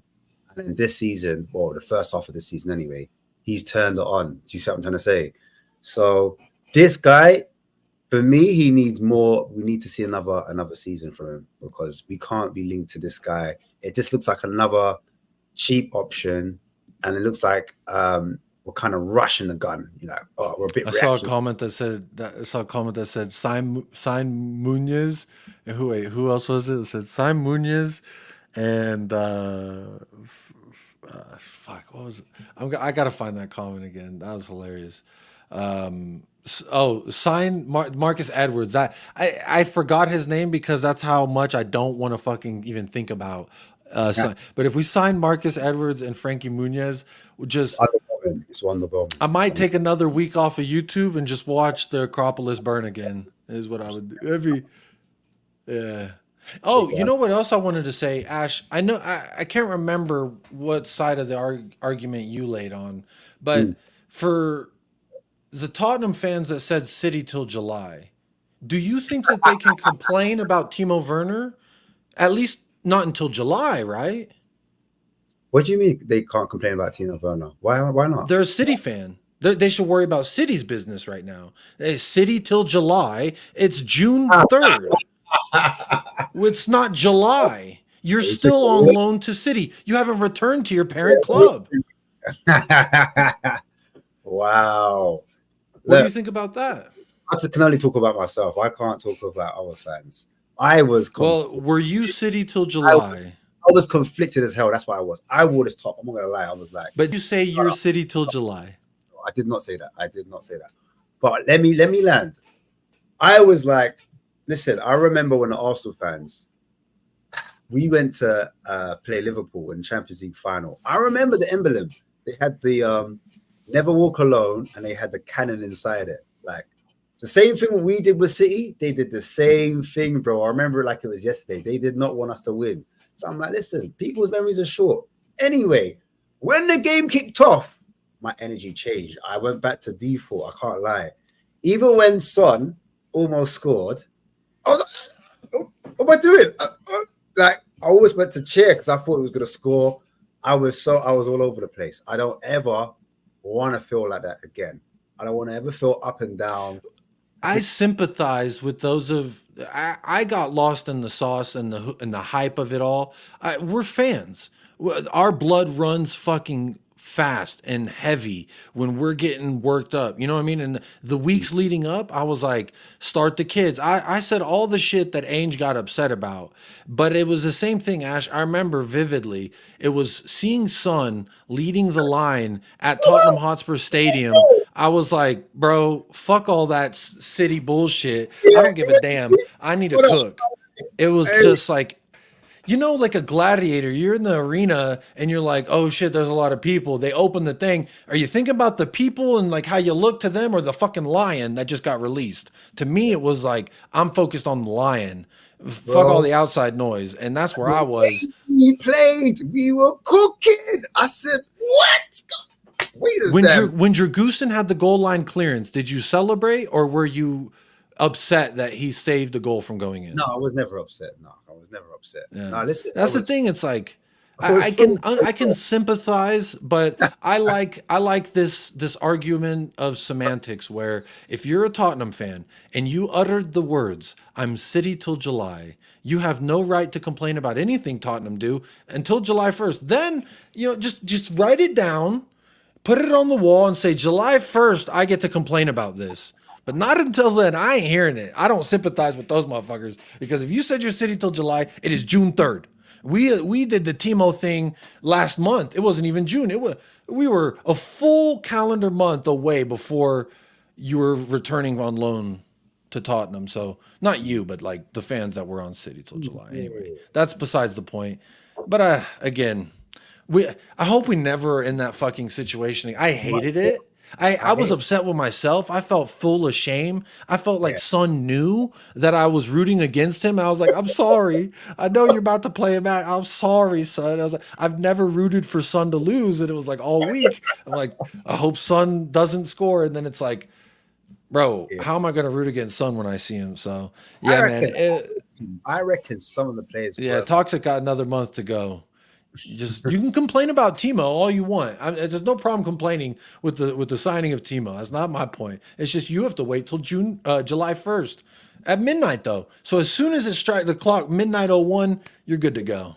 Anyway, Moonies, you saying you need another season before you think he's anything? Yeah, I agree with that as well. It's too soon. It's too early. It's too like jumping the gun reaction. Like, yeah, he can't be. Speaking of jumping the gun, Yves Bissouma, shout out to him and his family. Maybe not shout out, but condolences. I don't know what you say to a person who just got robbed of a very expensive watch. What's up with him? Because getting tear gas, man. I remember that's not fun. Yeah, listen, I remember being 14. Yeah, we went to like we call it a shubs back where I'm from. A shubs. Basically, I was like an under 18s rave, right? Under 18s party I went to. The guys, I remember it was a bag of guys from Brixton. So I'm from Clapham. We're in an area called Tooting. It was under 18s, and they came.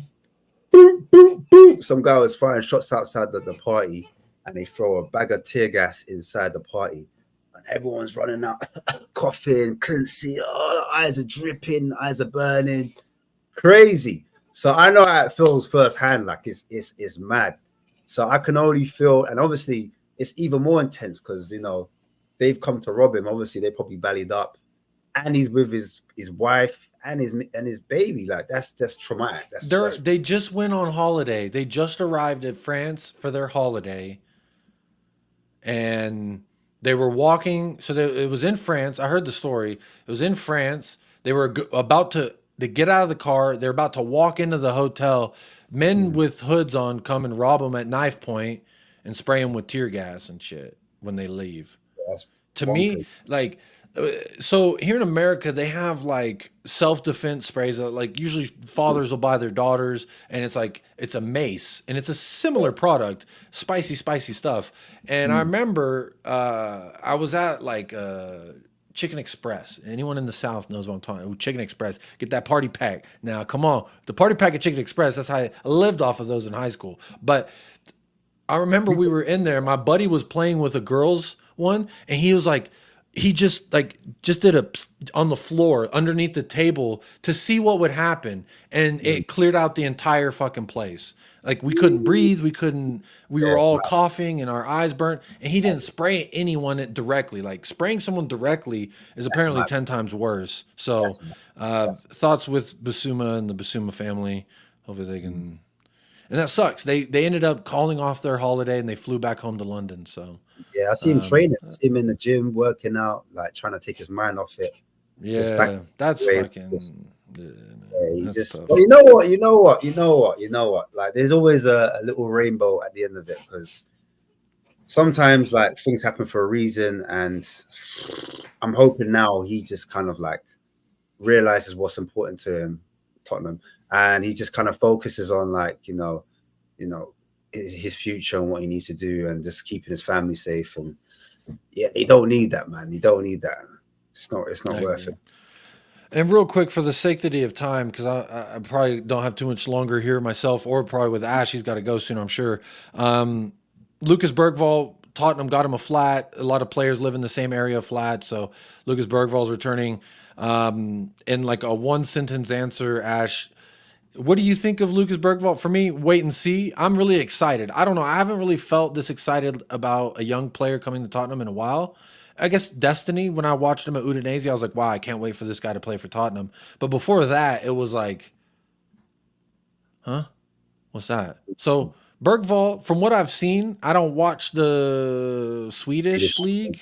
I don't watch Hargen Gardens, but there's a lot of stuff that comes out, and again, I take away the level and all the stuff, and I watch the player individually, and I watch the technique, and I see, does this look like some? He looks like a fucking baller, much like Mikey Moore, Lucas Bergvall. Could they get roster spots? What do you think about them?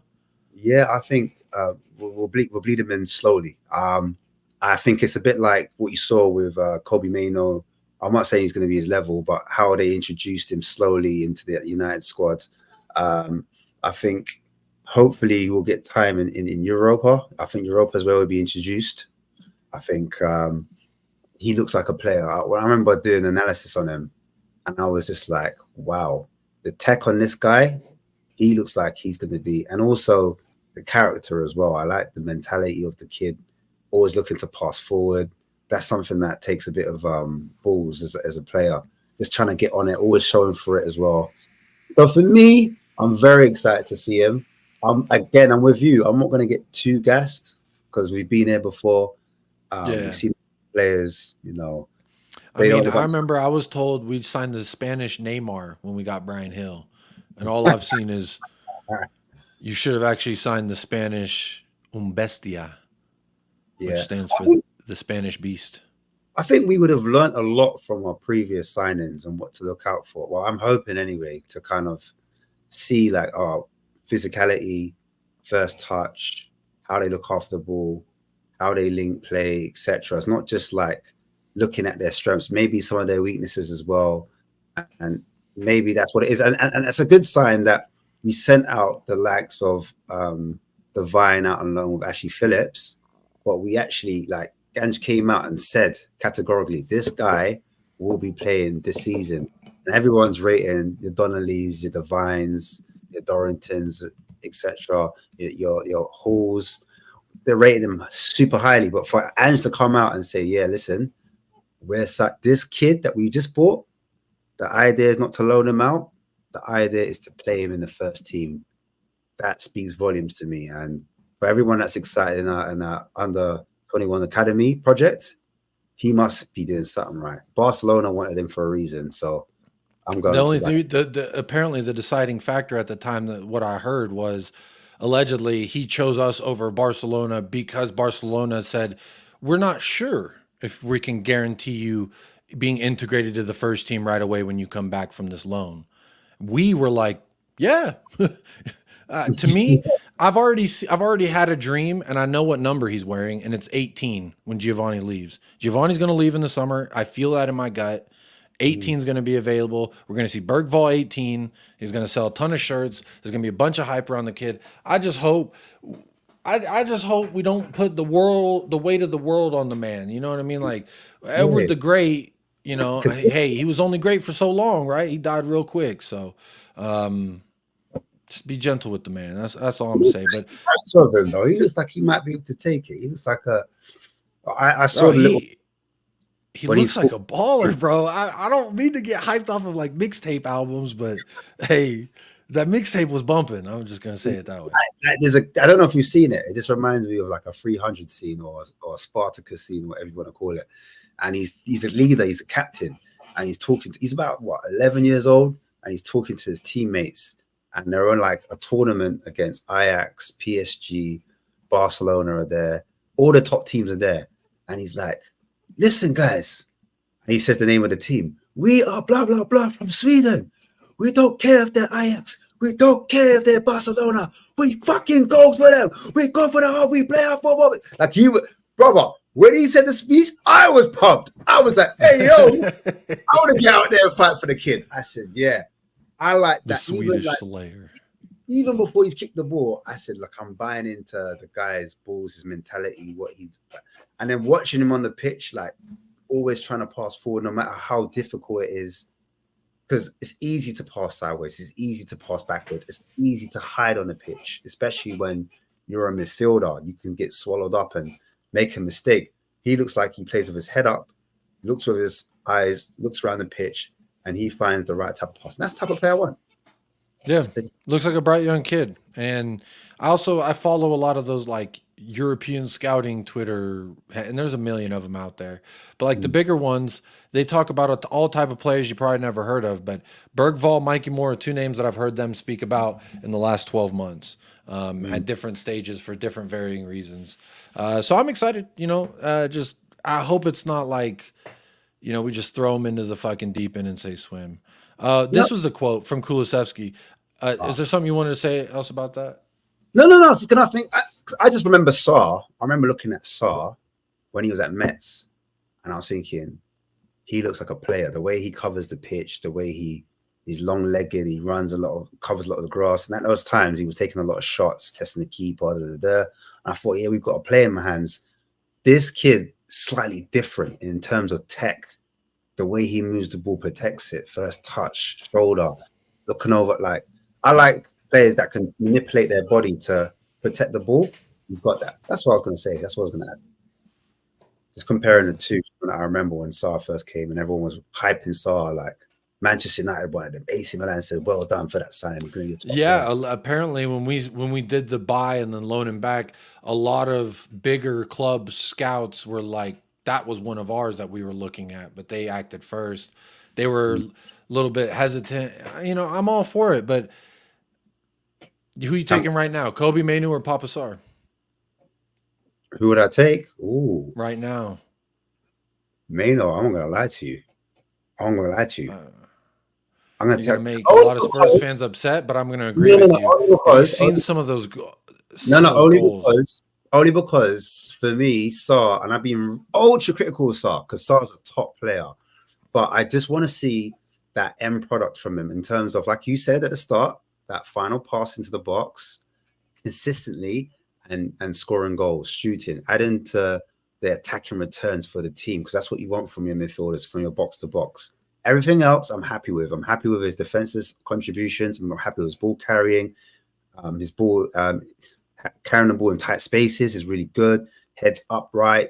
He's a good player. He's good box to box. But I'm just looking for that final. For me, if you're going to be the top player, you just need to make those runs into the box, like Dele Alli used to do, like you see with Bellingham, or you see other top players. They run into the box, they arrive late, they do the underlap and run. Whether they get the ball or not, they're doing it. And I just wanted to see that a lot more from Sarr. And that's me being ultra harsh. Do you know what I mean? I did like that he was switching the play. He started to do long balls. I like that he wasn't always accurate with it, but the fact that he was attempting it, I did like that. I thought, yeah, Sarr's adding things to his games, adding strings to his bow. He's improving. He's getting more game times, getting more confidence. And I think this is a good thing Justin brought up too to consider with Sarr, that I often forget, because when you see him, you don't think that he's hampered with a back injury. Nonetheless, as a person who suffers from back pain, that's fucked. To be his age, to have back problems, that's not a good thing. It's not a good sign. But also, the hope, if he can, kick on next season. I need to see a better version, or else I think that's a liability. Because again, you look at our starting 11, and it's like, what do we need to fix? Clearly, the midfield and the final third. So we need two attackers and two midfielders minimum, in my opinion. And maybe that's me being spoiled a little bit, but because I just Sarr and Basuma and Madison, they all disappointed me for stretches of periods. To be fair to Sarr, and I'll say this real quick, he's young. So him playing that many amount of games, I don't know if we were expected to make him play that amount of minutes, because I think maybe the expectation was Bentancur was going to come in and Sarr would rest. But he's played a lot of games, and that's why maybe his body, I'm not saying his body wasn't ready for it or it broke down, because he's an athlete, he's fit, he's young as well, he's got the recovery on his side. But again, when your body's not used to doing that many minutes, they're playing that many games, the fatigue started to settle in, and there was some inconsistencies in his game and his performance because of it. I don't like to make excuses for players, but I'm just saying, as he gets a couple more seasons under his belt, things like that will come out of his game, in my opinion. So I'll give him the benefit of the doubt for those dips. Do you know what I mean? Which I wouldn't give to be a Basuma who's a bit older, a bit more experienced. Do you know what I mean? Yeah, I think that's a fair little balance there. But the bigger news, Look, I starred this first from the Anfield Watch, if you can see this. It's an article, and the title says Spurs set to pipe Liverpool to the signing of Feyenoord striker Santiago Gimenez. And the Anfield Watch caption that said Arne Slot really was a big fan, which that's natural. We all thought that. And there's Liverpool fans that all said, hands off Gimenez, he's mine. And I've had this starred here with all my beautiful sponsorship. It's starred alongside. Here it is. Jessica says, my friend who supports Feyenoord says, Himmy, which I kind of like that. Santiago Himmy, because he's Himmy, but he's also Gimenez. Santiago.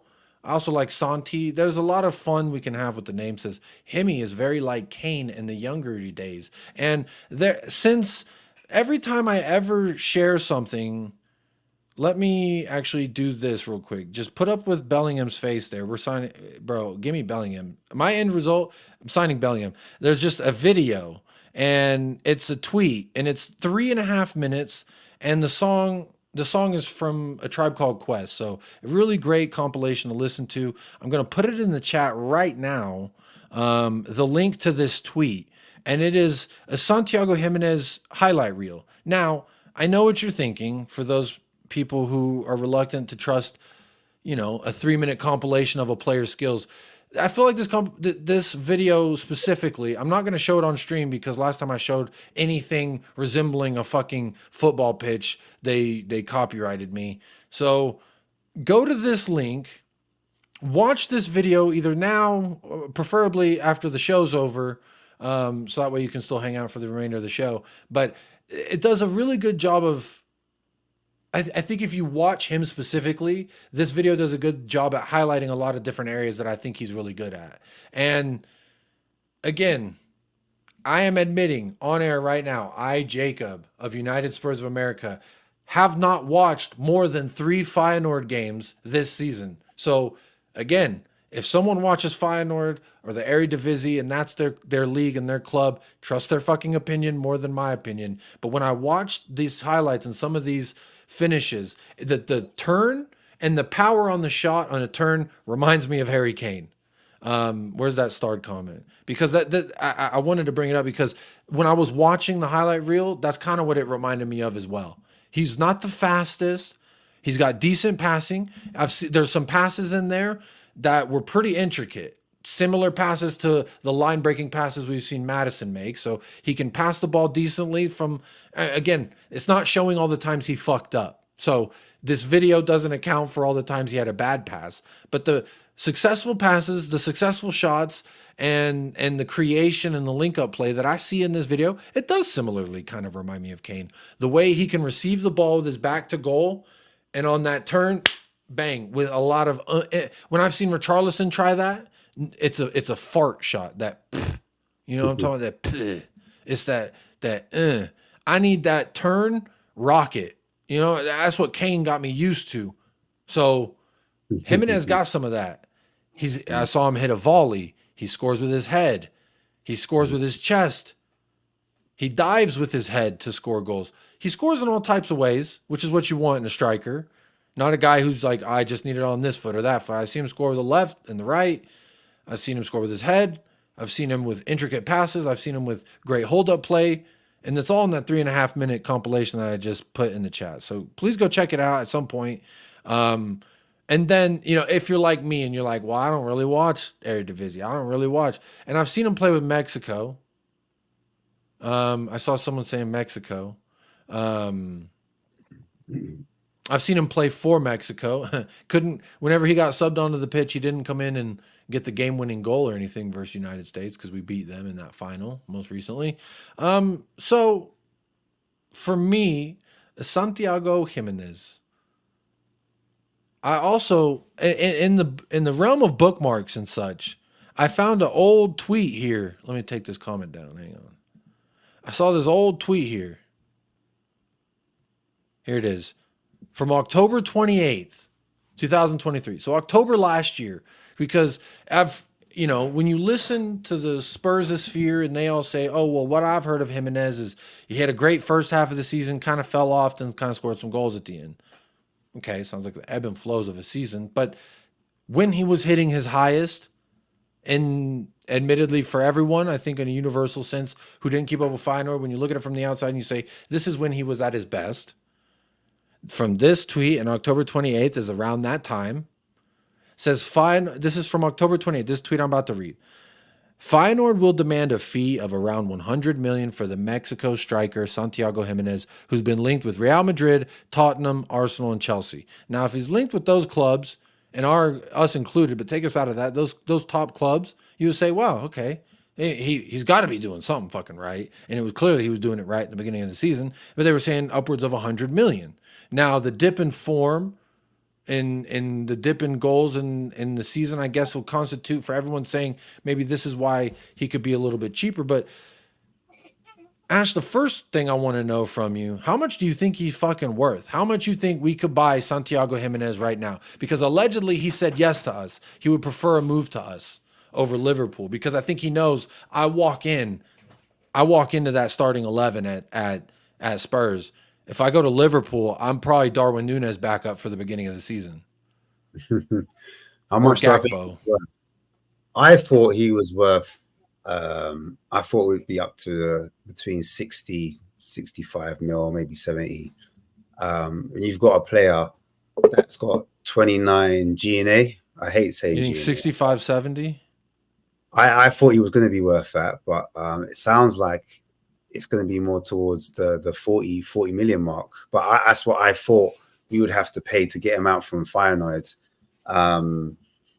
But yeah, just talking on what you were saying in terms of being similar to Kane, I agree, because he's a man, when he's in the box, that's when he comes alive. I think he's someone that can create and fashion his own chances. If that makes sense. So he doesn't need that much space to get his shot off. And I think to be a top striker, you need to be able to maybe make something out of nothing. And I think that's where Richarlison kind of struggles. So he's not a man that he's reliant on service, if that makes sense. He can get half a yard on someone and he can score that goal early. Kane was not renowned for taking his shots early where keepers weren't set. There's a couple clips in floating around where he takes his shots early and it looks like the keeper should save it. But because he's taking it early and he's used to getting half chances and he's snuffing them out, he looks like not just a poacher, but someone that's got the ability to kind of beat his man, use his body, shape it, and then find an angle, whether it's on his weaker foot or on his stronger foot, and score. There's different types of finishes, and as you said, he's got that finesse one, the dink one. He's got one where it's an acute angle. He's got the tap-ins, so he's got good timing. He knows when to run into that space. He's got good movement as well. Bullies players, so he's able to bully the fullback. He runs in between the fullback and centre-back. If you look at like his goals where he scores in the net, if you guys go on SofaScore, you'll see the variety where he scored. I looked at actually the goals that he didn't score. I was more interested in those ones because, you know, everyone criticizes, oh, look, you're just going to look at the ones that he looks good on. So I made sure I looked at the chances he missed as well. And the chances he missed, I like that he got in spaces where he would made himself, where he wasn't necessarily one-on-one. He had a lot of work to do, but he still managed to find and get his shot off. And he forced the keeper to make the save, or he bullied the defender and then got his shot off. And his physicality, I think, is one of his strengths. But his ability, don't get it twisted. When it comes to dribbling, I know you were like saying maybe his dribbling is not all that. But listen, he's not bad. The dribbling highlight, again, this is me referencing solely the 3.5 minute compilation on that Twitter that was posted. The things that I saw and watching specifically just the player, he can dribble the ball. There was at one point he picks up the ball and he does carry it and then lay it off for someone, and it was a great weighted pass. It was more, that wasn't the thing that stood out.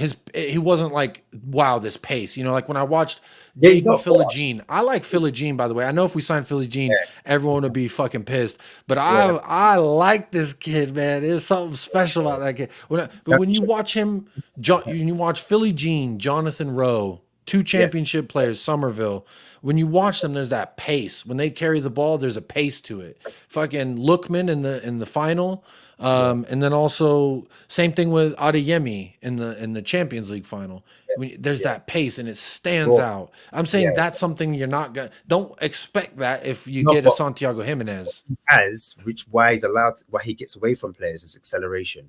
He's got a burst of pace, if that makes sense. He can get away from a player, and he uses his body to shape it. So what he might do is he will slow it down, change his shoulder, drop a shoulder, and then go, and then beat you that way. He's not like a man that runs with the ball and then like, oh, you can't stop him because he's like a train. No, he's that kind of player that gets the ball, manipulates it, uses his physicality, slows it down and speeds it up. A bit like a Kulu. You know how Kulu beats players? He doesn't do it with, mad pace, but he's got a burst of acceleration where he's able to kind of beat a player and put it on the outside of his body where the player can't get to it because he's it's more like a physical presence on the ball than like a burst of pace. It's that ability. I would say the ballerina feet with a strong physical body. You know what I'm saying? Like, you can have the fancy feet and stuff, but Kulu has a physical presence where he can turn with the ball, and that's how I think what helps make him successful when he's battling on that byline and there's a defender on him and they're kind of going. And when he wins those throw-ins for us, is typically for me because he out muscled them. Which, speaking of out muscle, big up my good lifelong friend Medarius, Real Madrid fan, says, Hala Madrid. I'm sure he's happy.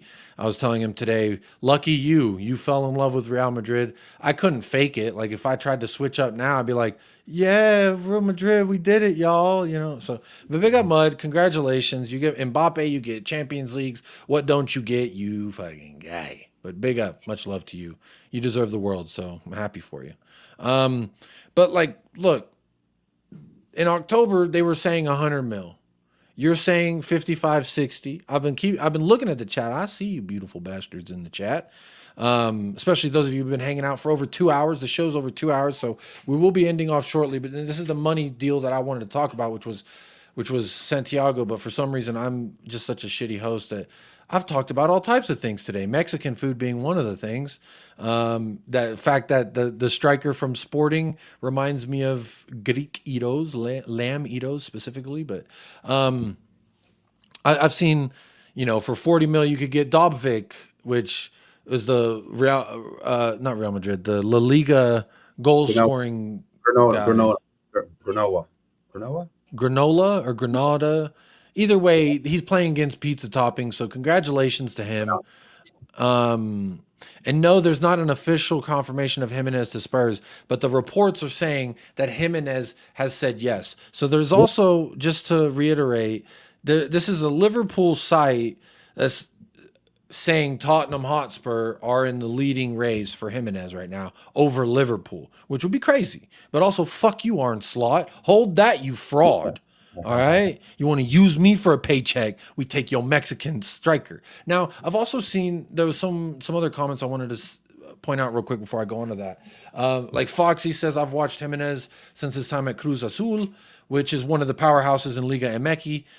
Says he's improved a lot, but still needs to work on his game off the ball. There's other people that have said, they followed him for years. They don't think he's Prem ready. Feyenoord fans say maybe he's not Prem ready.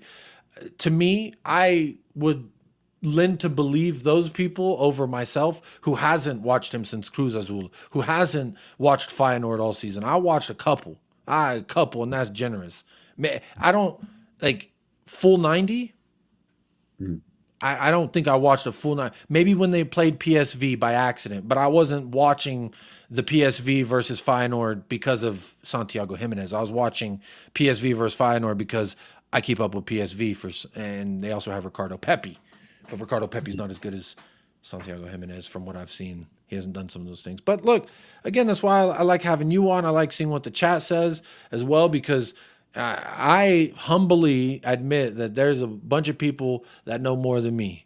But I see, the first thing I saw was a Mexican flag. And I said, all right, hey, viva la Mexico way. Orale. Hey, I could get fucking Spurs Mexico going. You know what I mean? Like, we can get this going, and it'd be a lot of fun. The culture, I would love to see the Mexican culture bleed into the club that I love. It's fun seeing some of the Greek culture bleed in because of Ainge. I know Australians feel that. Some of my lights just went out because my phone just unplugged them. But anyway, I want to come to this article real quick. This is a Liverpool site, so like think Spurs Express, Alistair Gold, Football London type shit, writing for Spurs. It says, what a bitter blow just days into Arne Slot's reign as Liverpool manager. It would appear that Tottenham are poised to secure the signature of striker Santiago Gimenez. The 23-year-old Mexican forward who flourished under Slot's guidance at Rotterdam was reportedly considering a move to North London amid the potential exit of Richarlison. So despite the interest from the Reds and Italian giants AC Milan. So AC Milan are trying to snatch him up. You know, Giroud is out here in America playing in MLS. He having a good time. And then Liverpool, which they're still trying to figure out what they're going to do. If Salah stays, you know, they're looking at Somerville. They're looking at Kudus and Bowen and all types of different people. Says here that according to Team Talk, any transfer fee would need to be higher than the Dutch league's record transfer, Antony's move. So they want to see this move be more than Antony's move, which for me, they're saying, which Antony's move was 81.3 million pounds. So 81.3 million pounds. So you're looking at 82 minimum if this is to be believed. If that is true, I'm humbly walking away. Yeah. 80 some million. I don't think Levy does it. No. 80 some million. I'd do that for Aussie, man. That's a gamble I'm willing to take. Well, I mean, I've seen more of Aussie, man, admittedly. So what about Kvaratskhelia? I'll do that as well. Yeah. There's very few players that can command that fee. What about the sporting striker? Would you do it for him? Guy Correz? Guido Kid? Gyro Kid? Again, I would put him in the same category of like the level of Santiago Gimenez. For me, like what I've seen and when I've seen, which is limited, and I'm guarantee there's 60 to 80% of y'all seen more Gyro Kids than me. Gyro Kid. You've seen more than, I guarantee it. So they'd be better equipped to answer that as well. But my limited, I like to call it my amateur scouting report, which is how I look into players, you know, YouTube highlights, Twitter, look at their stats on different like Sofa Score and Who Scored and all that bullshit. I look at all that and I put it into my brain computer and I compute and I say I like this guy or I don't. He impressed me or he don't. I did it with Jaden Philogene and I like the kid a lot now. I did it with Jonathan Rowe from Norwich and I like that kid now. I'll take both of them. Not as our next signing because the fucking fan base will definitely be losing their shit. But when I did that with Gidokis, when I did that with Gyro Kid, I was impressed. I think that's a hell of a talent. The ceiling, we don't know yet. But what we've seen him do, the quality of the traits, they're all good. It's just, like, when you go into the category of unknown, and you're looking at forwards, and you're asking the question, well, can he translate that from Sporting to the Premier League? I would say look at other Portuguese league strikers that balled out. Darwin Núñez, aforementioned. He almost broke fucking records there. And he hasn't translated. A lot of Liverpool fans say they'd sell him for 40 mil. Personally, I'd buy him for 40 mil. But that's another story for another day. Gidokis, to me, there's a lot of questions around him. Can he translate? Is he good enough? This, that. Same thing with Santiago Gimenez. They're both gambles in that sense. Now, when you're looking at gambles and you're talking north of 80 mil, I would enter the Osimhen.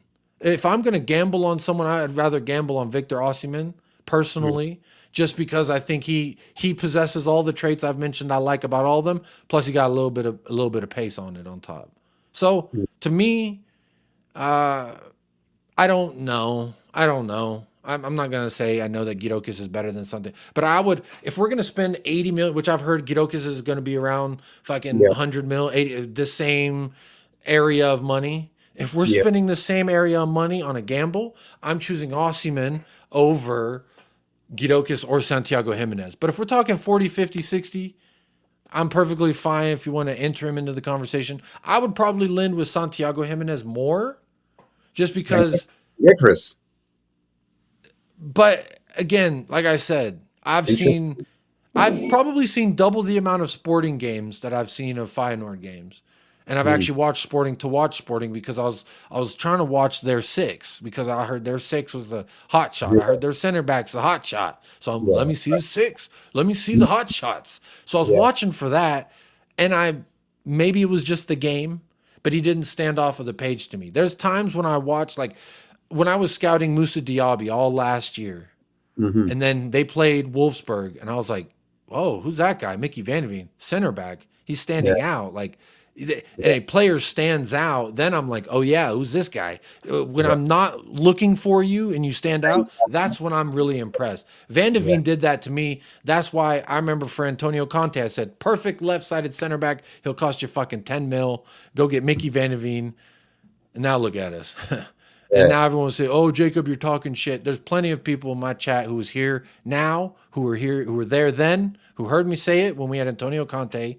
So not saying that doesn't mean it could have just been the game. If I watched one of Mickey Van de Ven's shitty games when he played Bayer Leverkusen, when I was watching, because I just picked a team. I was like, I'm going to watch them this season. And of course, it was the season before they go and win their first trophy in their fucking history, of course. But I like that Boniface as well.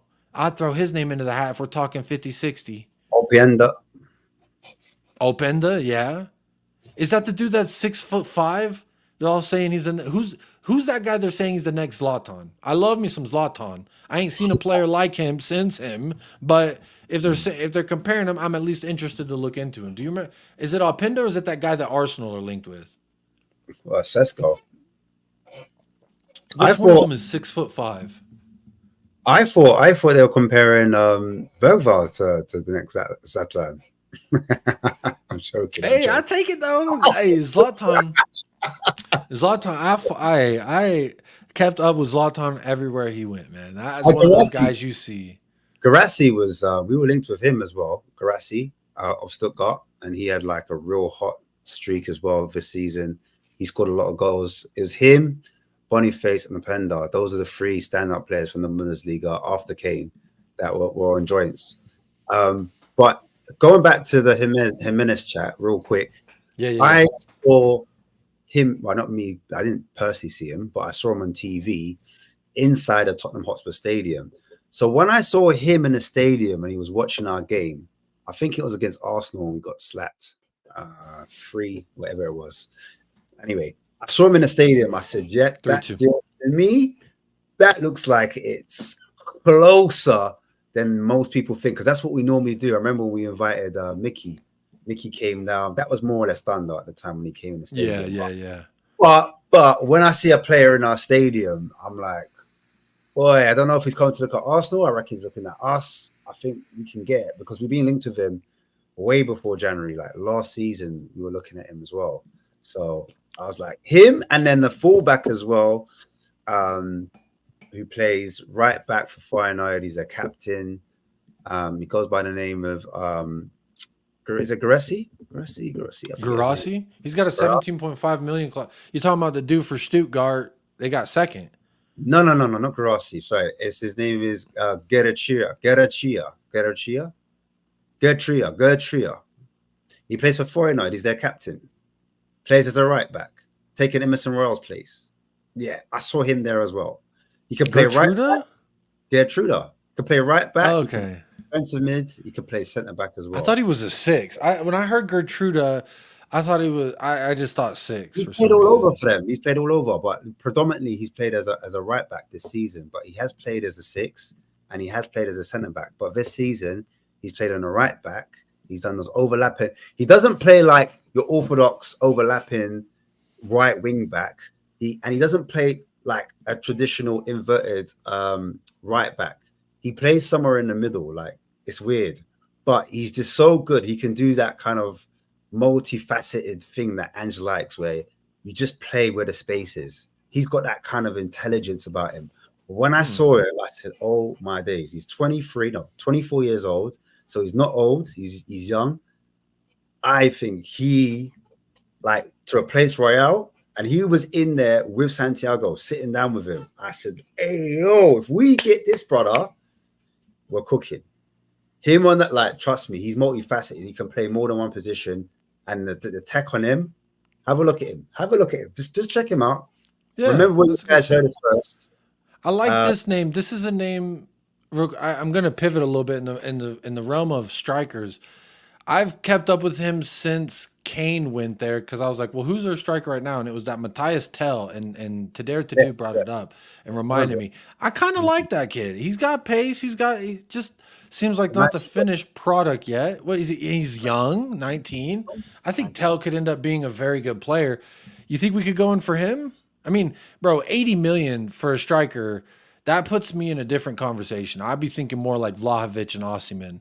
Yeah, but if we're 100%. talking the 30 to 60 million range, let's say, I could would Matthias prefer Tell be involved in that conversation? I prefer Vlahovic because the reason why I've seen him cook at Fiorentina. Everyone's comparing him when he's at Juventus under Allegri, but in Allegri, the system very defensive. Fiorentina was similar to what we're playing, 4-3-3, on-footed. You know what I mean? And that's when he banged those goals, bro. And I'm like, if I want a player that's gonna do what I need, like false runs, you know, be a sacrificial lamb in terms of running up and down the pitch, just taking players, stretching the back line to create space for midfielders to score.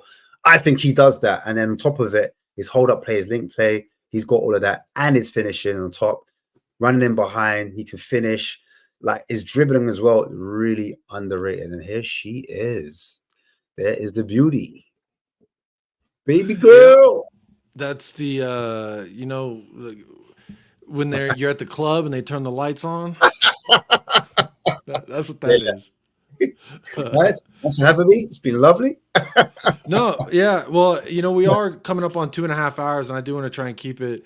I always tell my wife 90 minutes is my target, and I always go about an hour over that. So, hi, sweet angel. And she's very distracting. So, final thoughts here I want to get from you, Ash. Who the hell are we going to go for? We signed Santiago Gimenez. Are you happy or are you mad? No, I'm happy because although it's the Everderzies, I can't say the name of the league. Although it's the Dutch league and there hasn't been that much great output from there, I tend to look at the player himself, what he can bring. I like to look at them in their bad moments, when they're quiet, when they're not quite on the form. As an actual footballer, the first thing I always look for is tech, like as a base. Can he hold on to the ball? How is his first touch? How does he move in behind? Can he finish his dinner? So as a forward, yeah, I would say, yeah, I'll be happy with him. However, I think he needs time. I'm not one of those guys that's going to jump on him in the first season if he doesn't cook. And I think if the price tag is too high, there'll be too much pressure, and the fan base, we get really like aggy. Do you know what I mean? And he'll be at the door before we know it, and it'll look like egg on our faces. We don't want that. So I'm hoping that it's below like 60 million mark or around that way. So there's not too much pressure on the kid. He's 23 years old as well. So I think he's got time to grow. I think I remember when Kane was like 22, 23, you know what I mean? He had a lot of growing to do. And as the seasons went on, he got better and stronger and more physical, and he improved his finishing. And I'm looking at this kid the same way, you know. Let the kid have time. Let him cook. You know what I'm saying? Let him get the cut.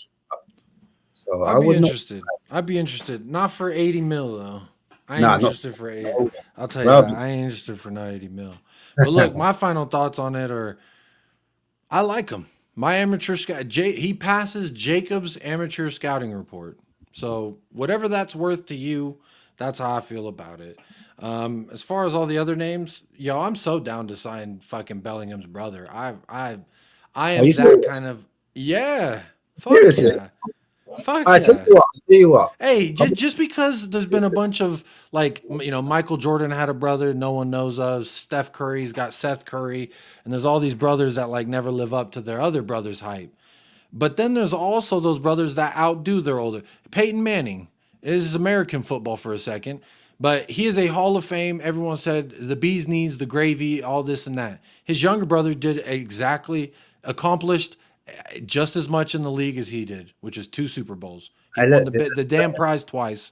And this is the younger brother. So, hey, sometimes younger brothers can outdo the older brothers, and sometimes he could either be Seth Curry or he could be Eli Manning, and that's Look, where I'm look, gonna put that.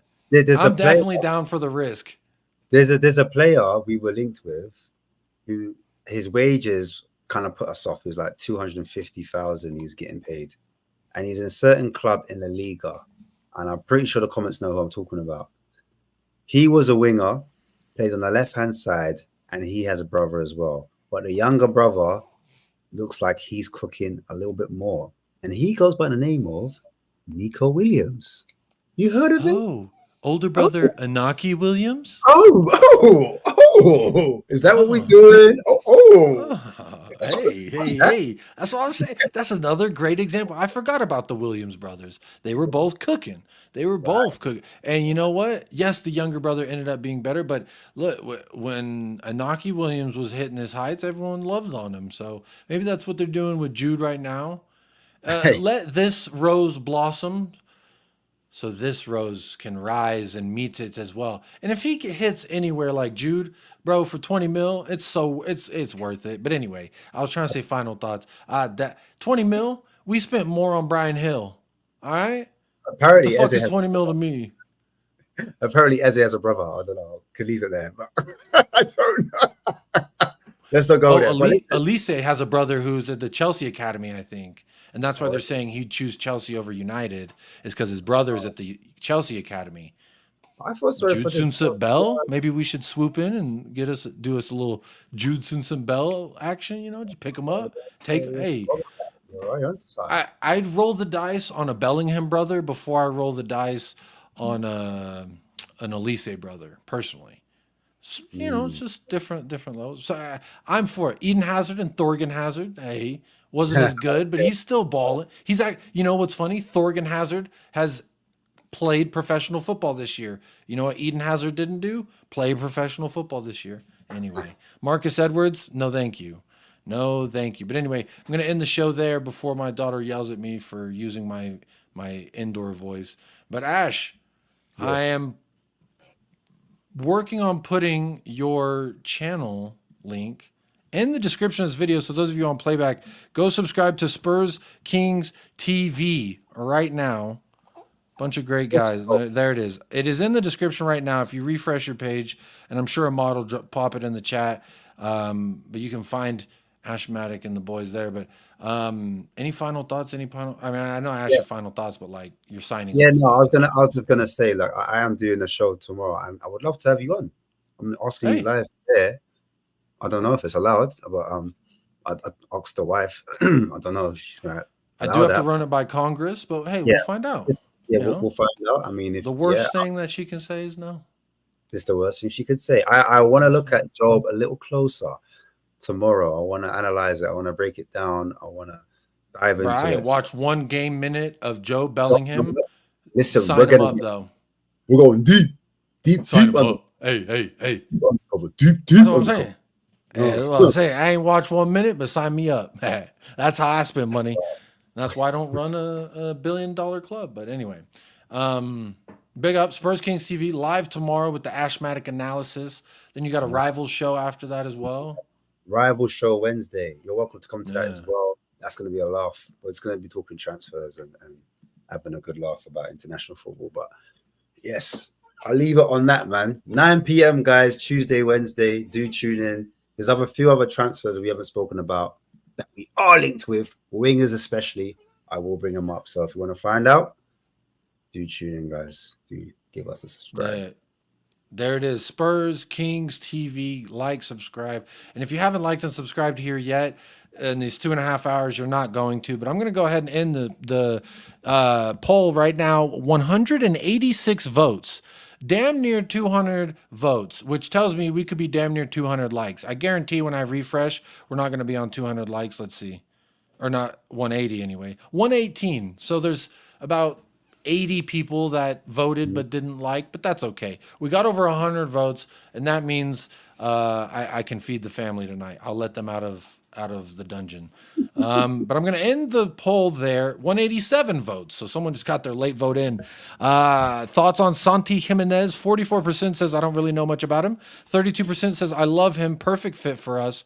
And 12 and 13% respectively says he's not good enough for Spurs. And meh, I don't even know if he's better than Richie. So that's quite diverse group of people voting, and I like that, a little diverse audience. So big up to everybody, and I would be remiss if I didn't say thank you so much to the sponsors of tonight's show as well. Spurs GCTV, member for 8 months, we damn near got a baby. Rakdos upgraded from the Lover's Lane to the Talk to Me Nicely Club. Big up to you, Rakdos, if you're still here. Big up to Chic TV, David Shear, gifting 5 membos. Bob Down Under with another 5, and then David Shear with a super chat, and Bob Down Under with a membership chat for 5 months. Big up, Bob Down Under. Good to have you here for 5 months. Always gifting, sharing the love. Same thing with David and everybody. I appreciate the love. I appreciate the likes and the comments that y'all leave on when you watch it on playback. It means a lot to me. So big up to you, those of you who do that. And as always, folks, I need you to do a couple favors that are for you. I need you to stay blessed. I need you to stay fresh.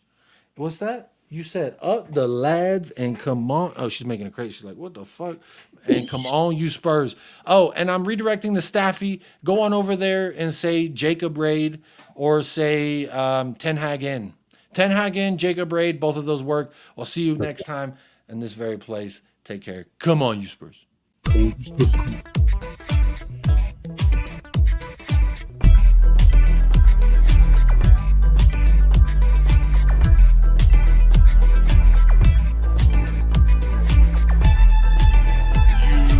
United Spurs of America with your hosts, Michael and Jacob.